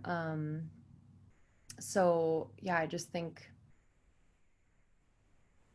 it's so beautiful to think about it in that way. I think so much of my struggles early on have been like, well, I'm not there yet. Like that separateness, that linear ness. And so to know that I already am and we already are, but it is just kind of this delayering and uncovering, makes the work just seem so much more tangible. So yeah, that's beautiful. And it's always right here. It's like, and it's just doing the dance right now. Just like it's not doing it, the big, like, whatever. Like it's just like it's always just with what's in front of you. I know I should get out of the way, and I'm gonna. Right? Any other questions or anything? I don't think so. I think it would be great. So we're gonna transition into our channeling. Bree's going to channel, and if you want to set it up in any way, just kind of letting people know how it will work, and then as far as questions as well, and those will be submitted in the chat. Krista and I will deliver those to you. Yeah. So when I channel, it's dramatic, and it may not always be that way, but I was kind of connecting earlier, and they were just showing me how big their energy is. And so they were showing me, which I'd never really saw before, that's why my mannerisms they'll get really big, because it's almost like my essence is trying to like fill everything up. And so I'm getting completely out of the way, and it's like I'm like watching kind of, and I'm here, and at any time I can just kind of take a breath and pop back in. Do not try this at home, ladies and gentlemen. It's really, really important to have a strong foundation. And I do teach, I have a program called Psychic Bootcamp if you're wanting to learn, but just, it's just boundaries are important in knowing what you're doing in this sense. So yeah, my voice will change, my mannerisms will change. It takes me a second to get there. And then Lindsay, you'll kind of like field questions, and that's it. Oh, I was gonna say, just take a moment while I'm taking a moment to get in your heart space and just see what you feel. I'm really learning that there's like these transmissions that happen, and it's pretty cool and powerful. So you don't have to do anything. Don't be like, I don't know if I got it. Just be open.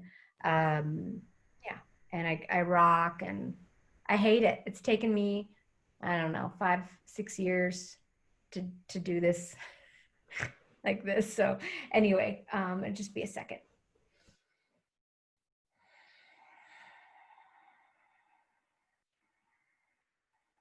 Also, they'll if they do refer to me, they will refer to me as she. And then they'll always use the we. And I'm channeling a group of 3. I don't know, which doesn't matter. It's not which will come through, but sometimes they switch, and you may feel that, or they may not. I don't know. You may feel the difference between one energy and the other energy. So.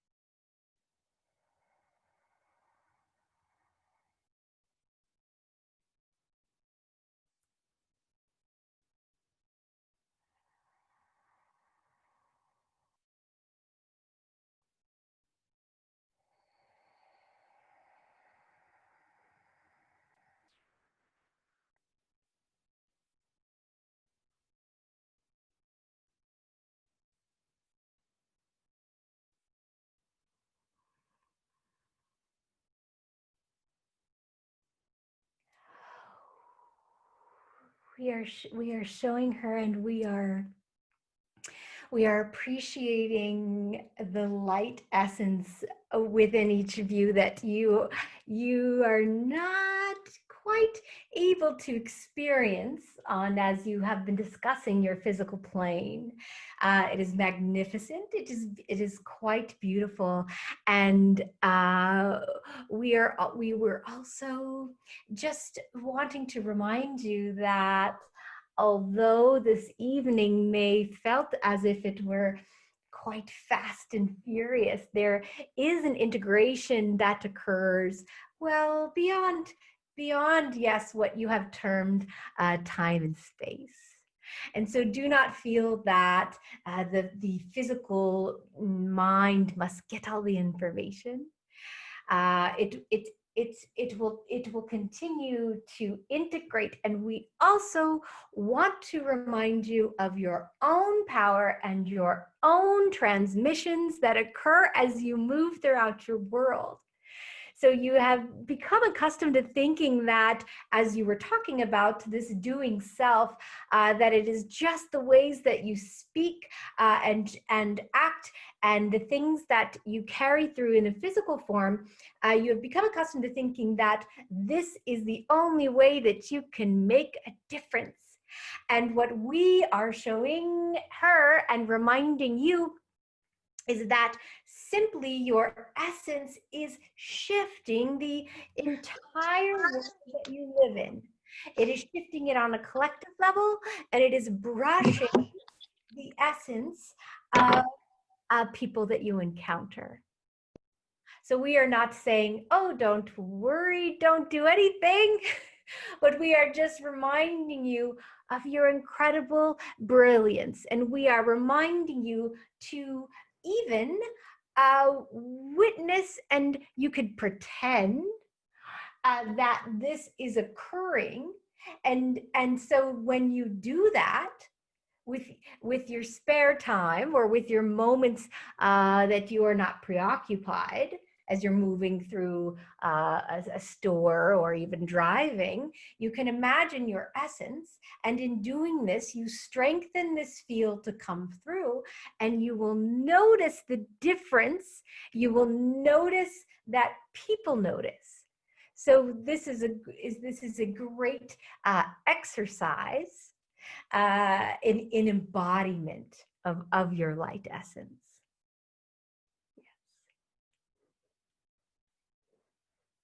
We are happy to take any questions. How can we best surrender?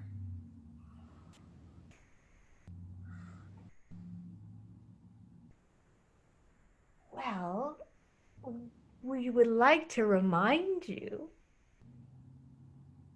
that control itself is an illusion.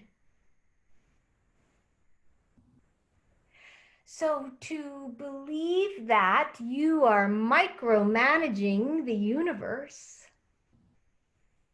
that if you do certain things, you will get a particular outcome. We are just saying to be a little bit more playful with your life experience. And this one has been learning to make this, as she appreciates, we are circling back to one of her points about valuing. So simply by valuing what it feels like to let go, to breathe, to allow a thought to go, to remind yourself that I'm just along for the ride. So we are saying, maybe do not start with the big surrender, the big. We are showing her like a life, a life. She cannot find the word. But we are saying, just start with the easy things and just trying on, what does surrender feel like? And work your way. We don't like the word work. Approach the bigger concepts.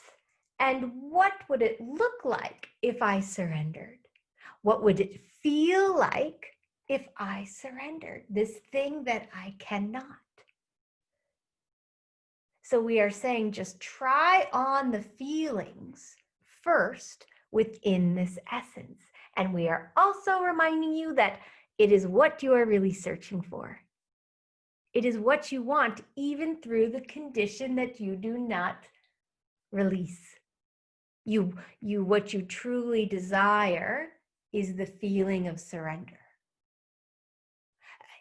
Because within surrender, you feel peace, you feel at one with everything, you feel carried, you feel free, and you feel powerful.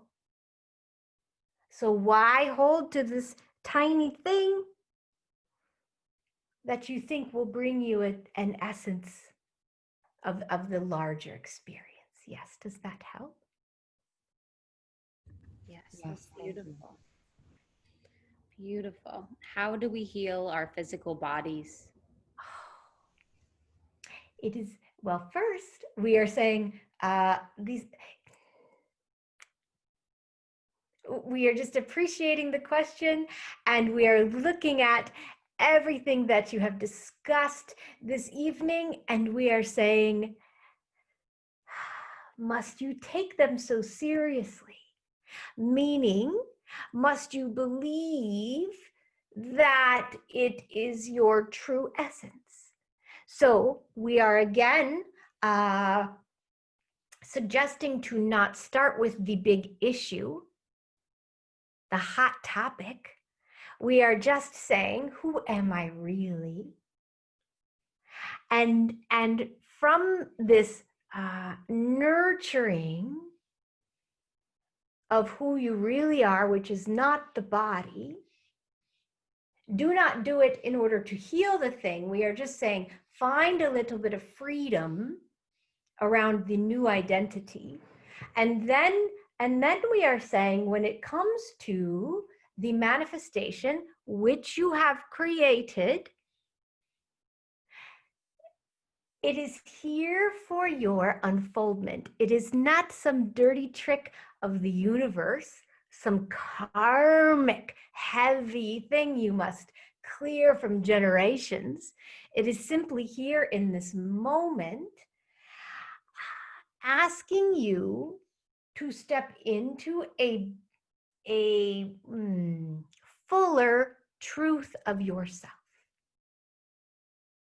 So we know it is not always easy at first, but to say, how is this here for me?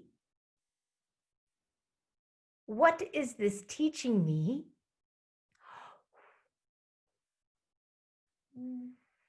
How have I walked myself away from my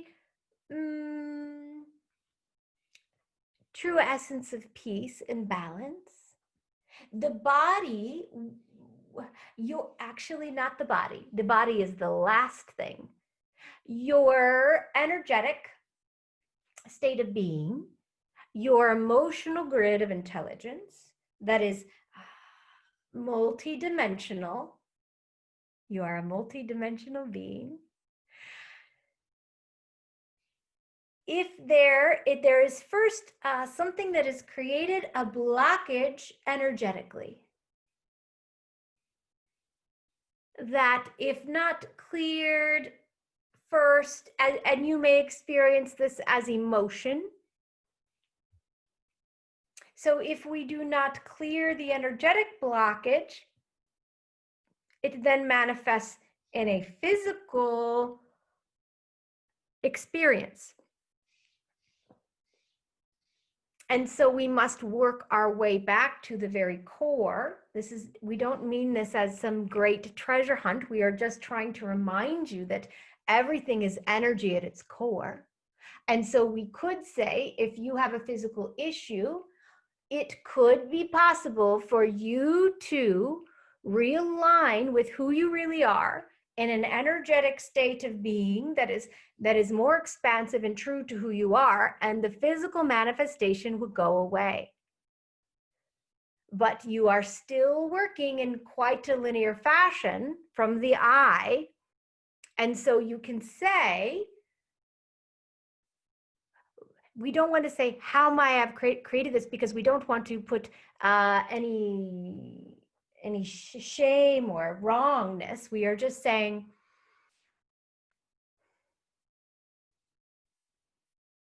how has this come into form? When did it start? When did it start before that? Because the body is an extension of this intelligence system. And so the body, when you are truly present, if you were to live in presence, you would have no physical issues. The irony is that if you were to live purely in presence, you wouldn't have this form. You would transcend. You would become your energetic self, your knowing self. So we are just saying, how might I have walked away from this, not from making it wrong, just saying, what were the initial cues? How is this here to guide me back to truth, or to a further understanding of truth and freedom? Does this make sense? Yes. Can you tell us any information on the hybridization project? Well, there are many. But Choose one. we will take it. One moment. We need to download her just a little bit, but we will be taking an umbrella view. One moment.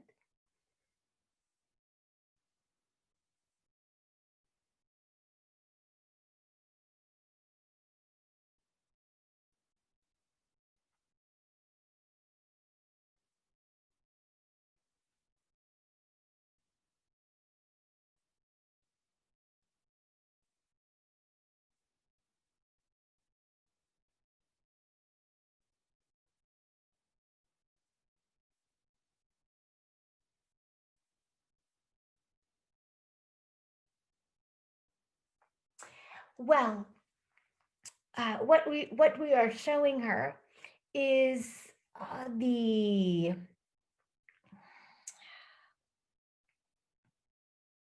in your world, you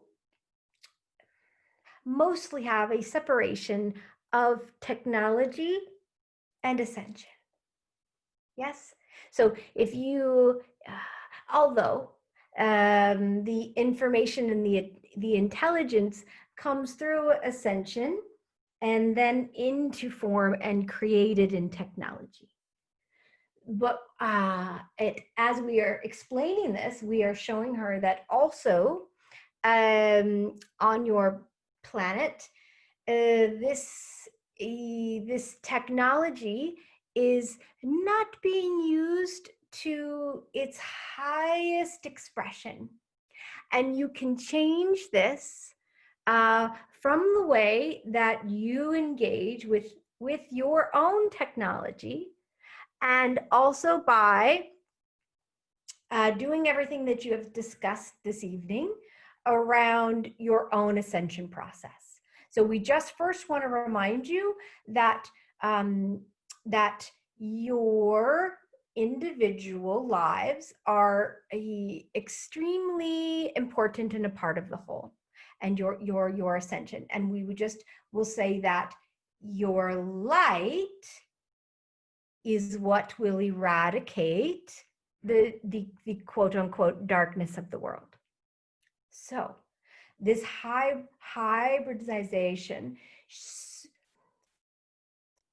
we were showing her that, as you were just discussing about the physical body, we take this identity so seriously.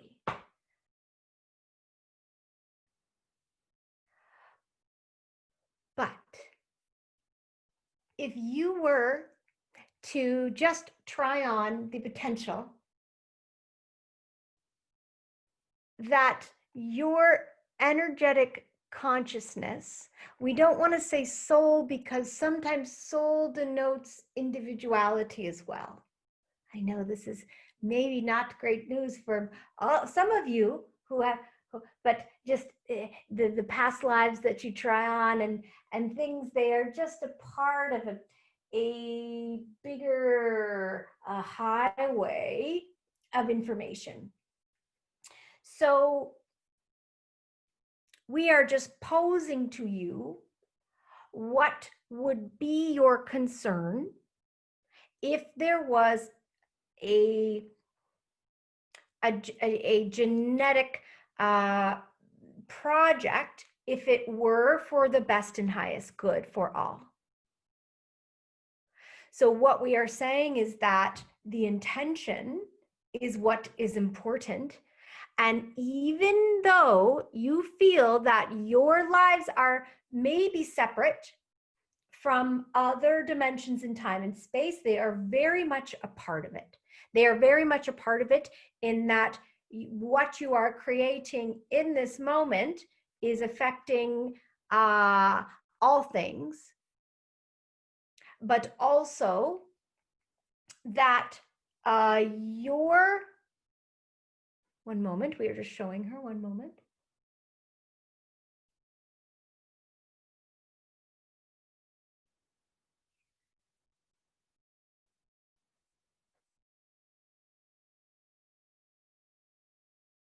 We are proposing that what if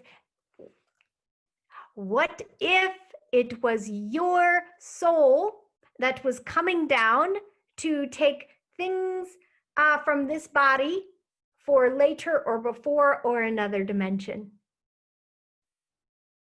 It does not feel as foreign this way, yes? Just as you can visit a past life or even a memory in this life you are living, we are trying to remind you that you are not separate from this, and that through your light and your ascension here, you are affecting the intention and the light from these projects. Does this make sense? So we are saying, do not worry if your question also entails any fear or concern, because as you have explained so beautifully and perfectly, the power of free will. So there are many, many, many worlds being created. And the physical part of it is quite small. There are, if you can imagine, like universes being created through consciousness and this grid of information. Entire worlds. Do you see the intelligence that runs through your planet? The perfection. And it's beautiful. It is beautiful. And what we are saying also is part of your learning in this moment on your planet is learning how to connect with this intelligence. We don't mean this in doomsday. We are just saying it is vital. It is very, it will benefit you to stop and open to presence. In this moment, we are showing her the little lizards in her yard that she can sit and just be and open to the intelligence that is nature.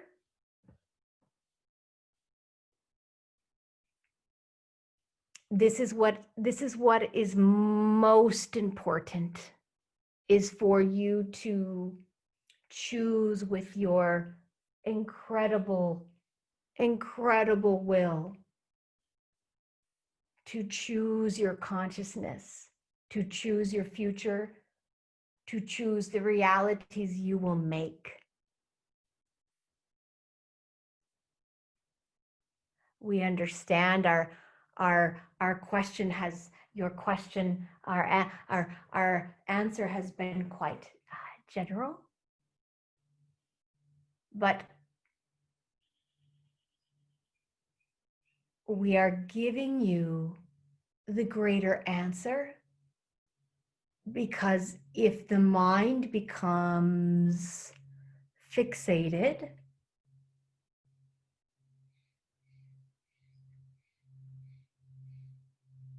it is much like when people ask, what is the meaning of this greater thing? And we always return, it is the meaning that you give it, because that will determine the experience that will ensue.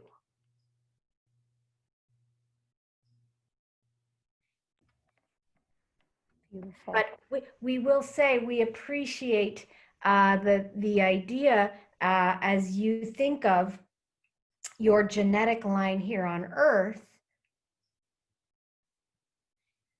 We can just say, can you take this out further?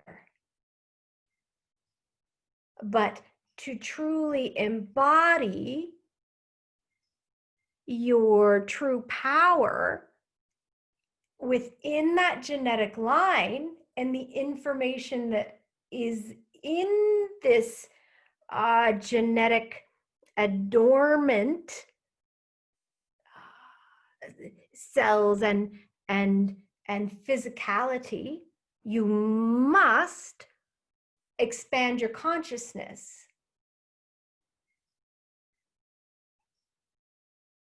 and when you expand your consciousness, there is a parallel with the genetics that you can activate.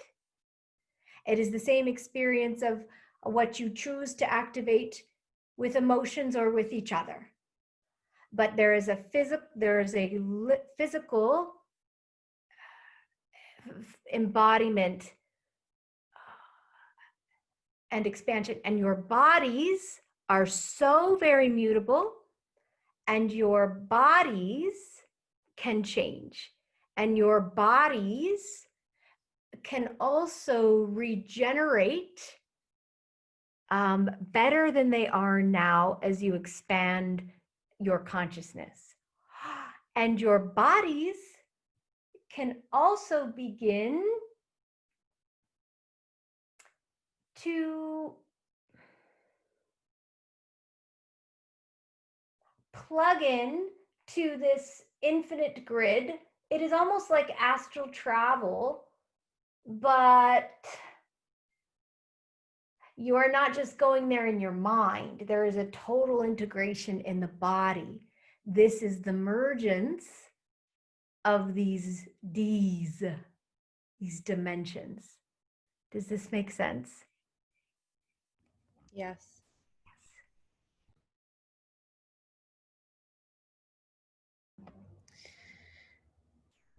If we meditate, will you come to anyone, or do you choose certain people, or what is the criteria for communication? Yes, we have no criteria. Meaning, hold on, we are showing her something, one moment.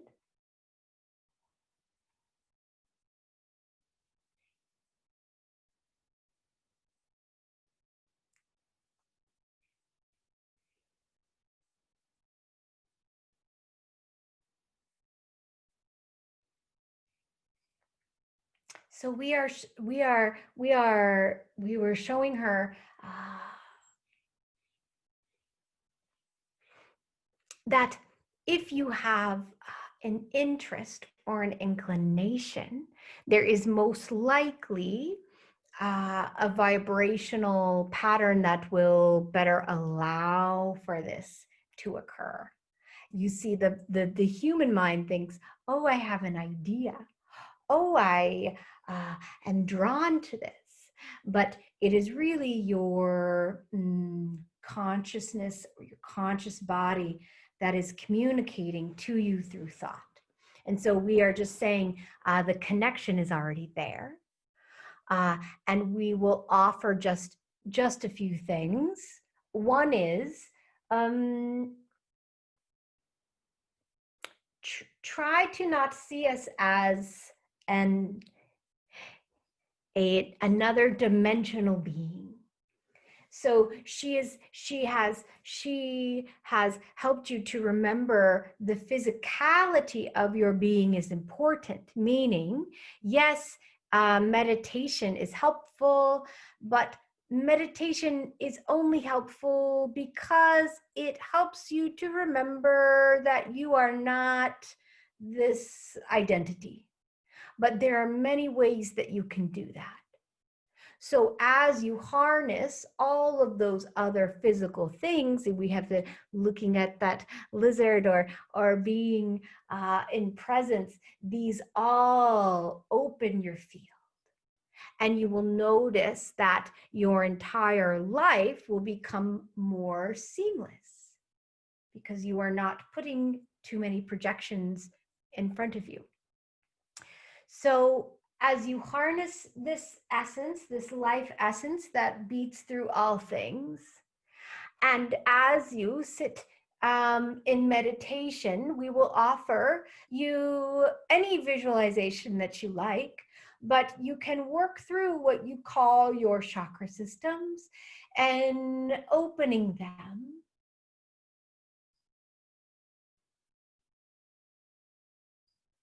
And then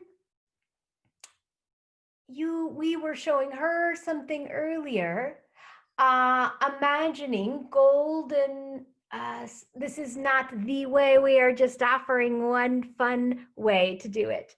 So you can offer You can imagine these golden lights coming through you. You can call it like a divine scrub. And allow yourself to feel this light moving through you. If you are familiar with the torus, you can imagine this. This can be a feeling or an imagination. So now in this space, you have resonated with your energetic self. And if you are feeling safe and in love and still open, you can ask for our presence. And you can imagine us as light. We are all just truly light.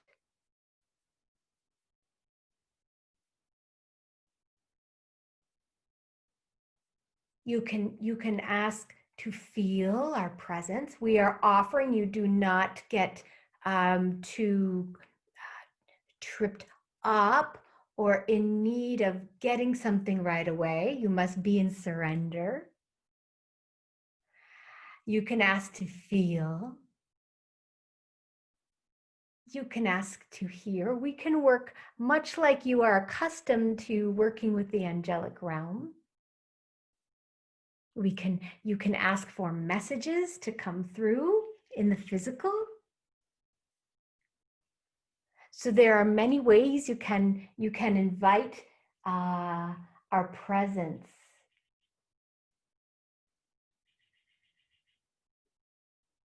And we are offering for this and also all things to be aware of your intention. The greater the intention, the more expansive the potential. When we open to our intention, we expand our field of possibilities. So remain in a heartfelt and open and needless intention. This is not conditional for us. We are saying it is easier than for us, for the energy to come through and to be met.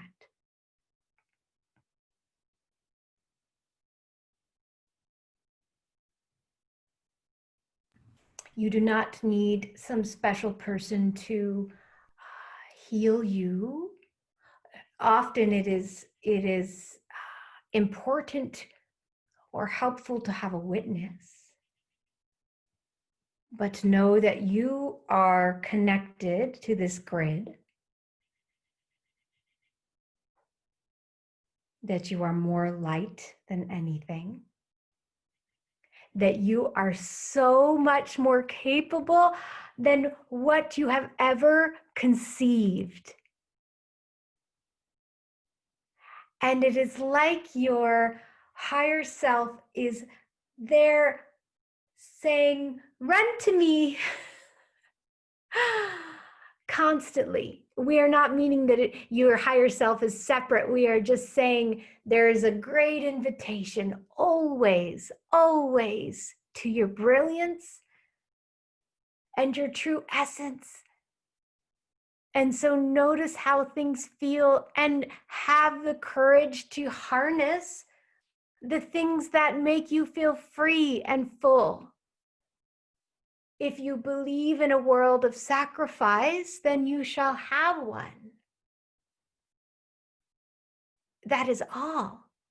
You like to say, but no. We are not saying there is not suffering in the world. We are not saying to not be of service, because you will find you are of greatest service in your highest expression.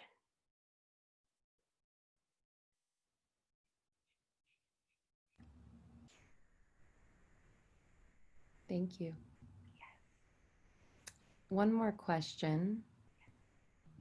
Can you talk to us about the energetic upgrade happening right now? What is this virus and social unrest teaching us? Yes, we just wanted to offer some things around that.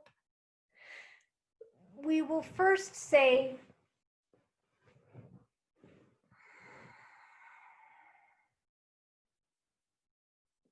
we will first offer you, what are you choosing to focus on?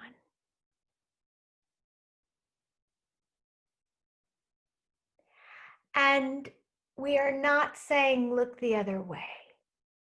We just are saying be careful of the power that you give things.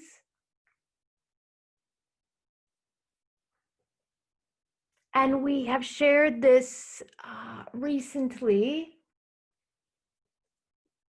And we will also just say, pay attention to the micro and macro laws of the universe.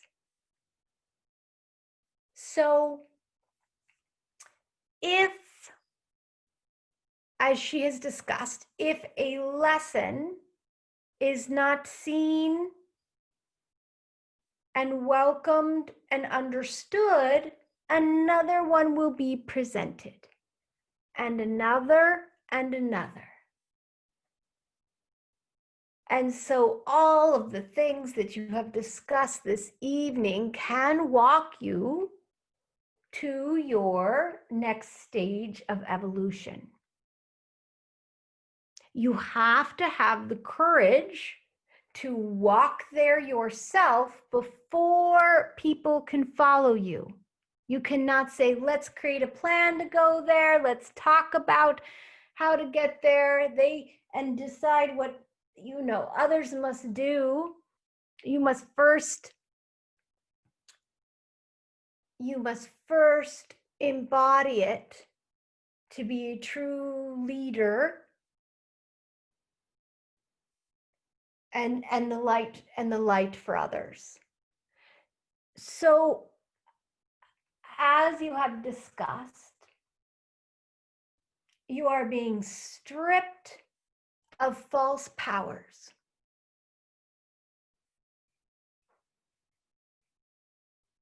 And we will say on a personal scale or experience that you must look at what you have been leaning on to create a sense of power for yourself. We are not saying power over somebody else, but we are asking you to look at what true empowerment is.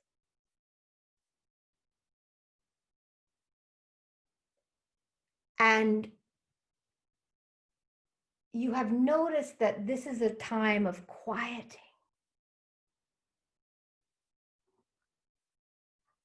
And it has made things, other things more loud that were there anyway, but they were more easily ignored. And so, like all things, as we were discussing with the body, it is here for my healing. How is this here for my healing? If you try to function as you did before, it will be very, very, very, very, very difficult. It is like holding on to the past when you are being pulled somewhere. And so if you are experiencing difficulty, there is something that is trying to be born from the depths of you that will ultimately lead to a higher sense of freedom. But we must be stripped of all false safeties in order to know this freedom. You have been chasing illusions to gain a sense of self. And we are asking you, this is not, we are asking you to try this on. Which self do I truly want to become and sustain? This self, the ego, as you call it, there's so much effort to sustain the self, much more than the short amount of discomfort you will feel in delayering these false identities and safeties and power.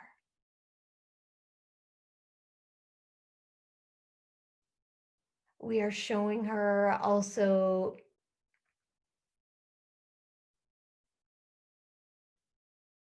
this as she has discussed, this essence of being, and it is actual energetic force that directs your reality. And here is the ego trying to gather things and drop them along the way. So we understand it is uncomfortable, but it is obviously a time of deep awakening. But as we have shared, you must choose it. This is not something that's going to happen without you choosing it. Oh, and the brilliance that will be felt when you allow this self to be in the world.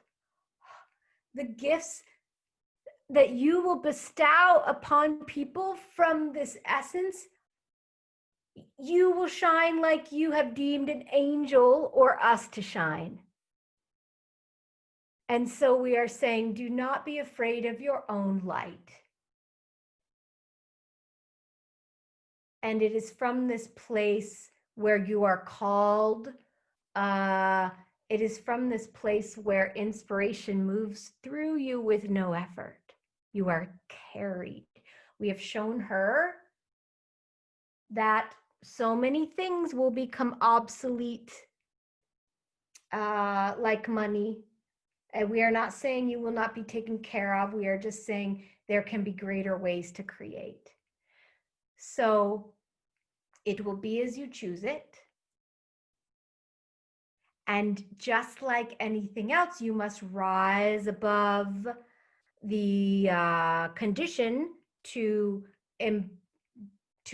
receive, to resonate with the solution. Do you have any specific questions with this? No, that's beautiful. It is consciousness organizing itself. We can thank you for coming and joining us tonight. We would just really honoring your presence for the group. We're so grateful. Thank you. We will be honored to bask in your presence. So please do integrate. We want to say us, but we really just mean awareness of who you really are and what truly is. And it will, and it is so, as you say. If you ask for energetic support, we and this essence that moves through you, trust that it is there.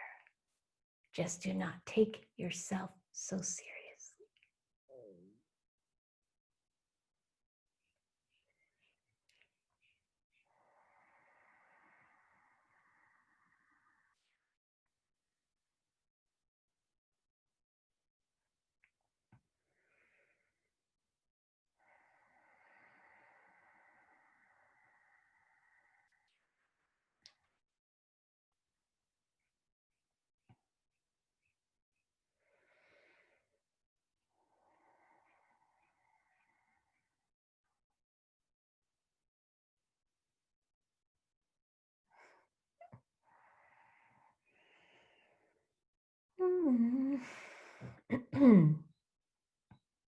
How we feeling? So good. That was amazing. Thank you. You can tell right when they leave. It's like, boom. Womp womp. Breathe. Just keep Babe, breathing. that was You just felt it, huh? that was powerful. Really powerful. That was powerful. Mm. I know you're coming back. Just have a few questions Yeah. from our group chat that we can go into. Cool. Welcome back. Okay. Feeling called to energetic work and toning, but not sure in what capacity. Do you have tips on how to bring in these light codes? I have zero hot tips for hot, like, because I don't even really know what light codes are. I know that's trending, but I haven't looked at it. And I would just say, surrender and ask. And I would also say that the more we do this delayering of the identity, the more powerful whatever energetic thing is can have. So if I have a dense vibration and I ask for a light code or whatever it is, it's not going to have much effect on me. But if I am doing this inner work and I'm resonating with, if I'm consciously moving through my life, that's the whole point of what we're here doing. Like, and I'm not saying like those things aren't a thing, because I've had activations that have been really helpful, but like our awakening is so IRL. And so by doing that, you automatically open everything and activate, as they were saying, those genetic things. And so yeah, the energetic things are like nice, but they also need somewhere to go. Like I've had really big awake, so it's like this, it needs to go move through something. So sorry, I can't speak to it, but I would say that mostly. Right. Pretty bad lady. Question. Um, mm, mm, mm, mm, mm.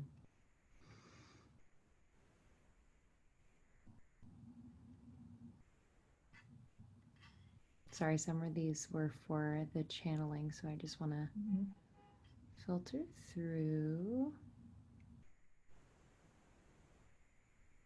But I will say, I understand that, like, obviously everything is light. They travel through light.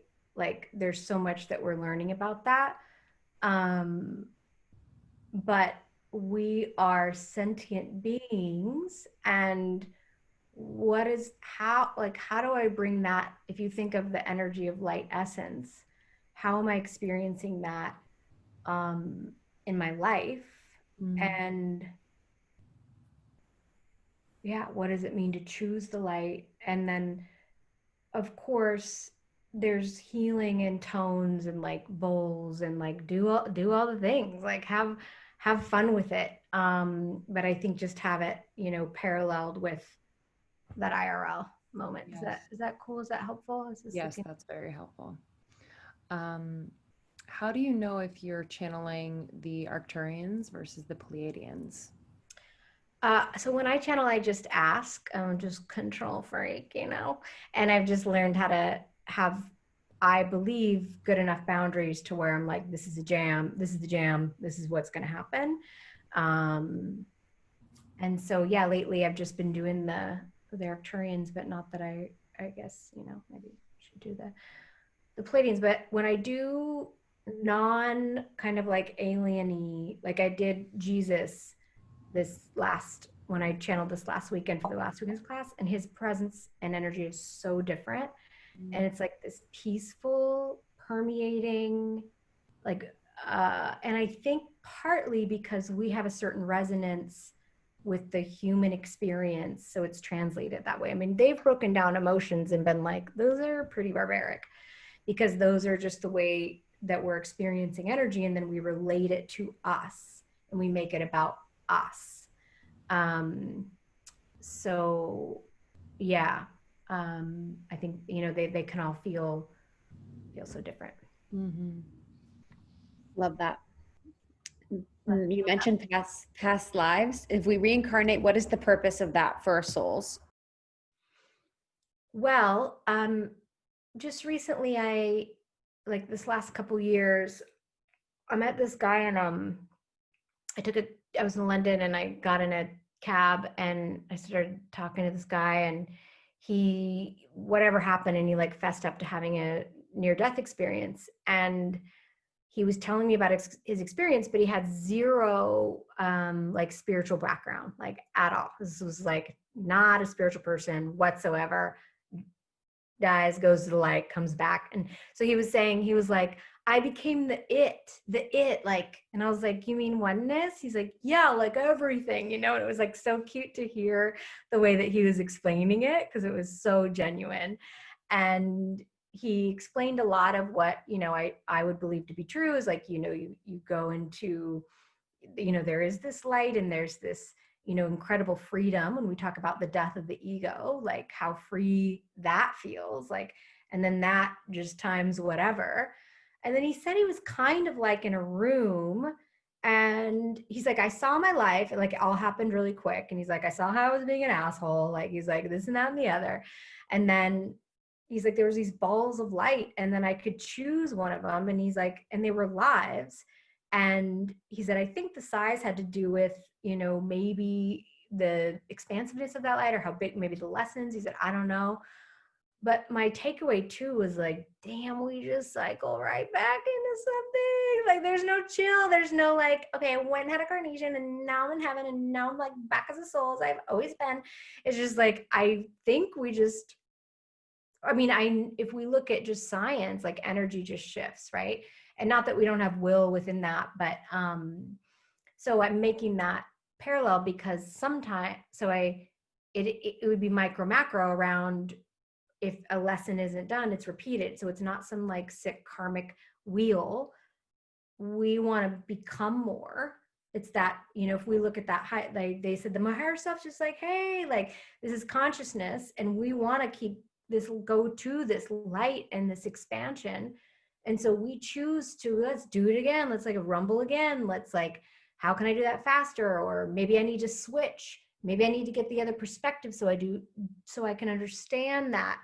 But I've also seen or read, and it resonated with me, that we can just download lives. Like we can just download all of our lessons, but if it's like, oh, I don't really have everything, and it's like not, you know, maybe it's kind of like on the periphery, I'll download that, and then I'll go and like have this experience. I'm also just like, let's not get too hung up on past lives. Like I've seen my dad drown me, and I've seen my dad die for me. And it's like, you know, whatever, like we've all been killed and dragged through the, you know, but yeah, so I think it's just as we would look at in our lives to experience even more expansion. Beautiful. I think we'll take one more, possibly two if this is, do you know anything about the crystalline grid and how we can connect to it? I don't know. Again, I haven't been reading spiritual books for a long time, because when I learned how to channel, I just asked, and plus I just like tapped that one like 20 years. I just like, I will say that, I mean, I have had my teacher do activations with it, and my experience is how,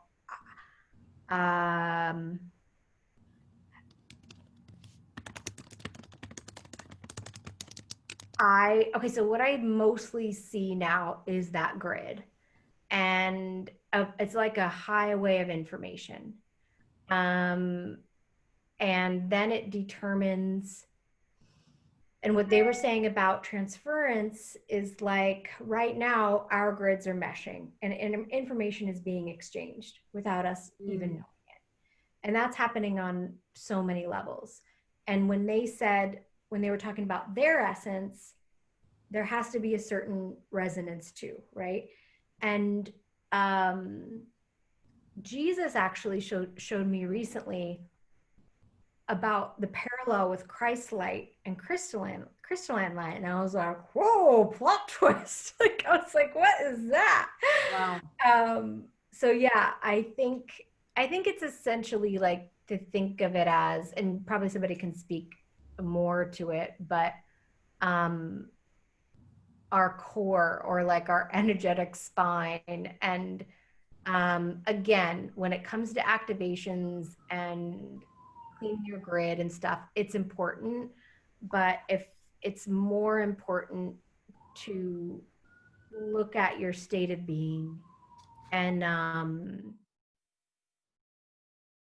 because yeah, it's like we want that to be integrated, right, within our life experience.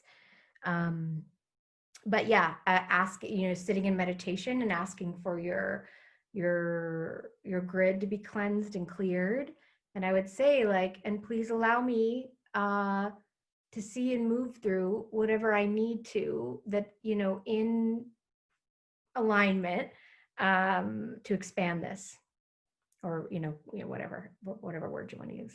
Brighten. Like Brighton. Yeah. That was beautiful. I know we had some other questions in there, and we can you can DM Bree. Yeah. Well, not DM. I hate DM. No, I'm just kidding. You guys hate DM. I know. But I'll do a like an Instagram Q&A soon. I'd Love that. And when I do those, I usually try to take them even like questions like before. Love that. Yeah. And I will say really quick about coming out with the spiritual stuff. When I used to only have one friend that was spiritually aware, and that's all I needed to just like give it a go. I'm like, okay. And I didn't come out right away. It took me many, many years. And what I've learned is, or when I look back, I wish I would have had a little bit more grace around needing people to be on my same page. And I have found that people shift without me needing to do anything. They come to me. My dad came to my last channeling session. He's a cop. He was an undercover cop. He's got a Harley. He's a martial artist. He wears all black. Okay. He had to really open to that over the years, and he was in tears, and he was so open. So, yeah, I just, keep focusing on your work, and then people ask, what are you doing different? You're shiny. That is the truth. And that's what so many of you are so special, and so many of you are just so magnetic, to people. So definitely know that. After this too, so we will have this recording for you guys in following, and then we'll also have your manifestation course, which is so exciting, Bree, and then our inner peace program. So you guys are like set up for good. I want to go to another convention, do the social network and the inner peace thing. And do you have any last words or anything just before we close them out? And just making sure, I mean, you're probably going to see this, but just lots of water, rest, maybe some journaling tonight. Just take it easy. This has been a lot of information. You're taking it in consciously, and then you're also taking it in subconsciously. So there's a lot happening. So good. You guys are great at holding the space and giving people heads up, and your intro and outros are perfect for class. I love them. I'm just in gratitude, and I love you guys so much. And I will send you this class, a meditation, and I'll also send you some more writing prompts that you can do or not do. And I'm just in gratitude for, your awakeness and your hearts and your courage and your little faces. And you little bright beings just changing the planet, almost nerdy. Sweet angels. Thank you guys so much. Have a good rest of your night. We love you so very much. And keep on shining your light and, doing all the work that you do. It doesn't go unnoticed. So we will talk to you later. Love you all. Bye, guys. You all. Bye.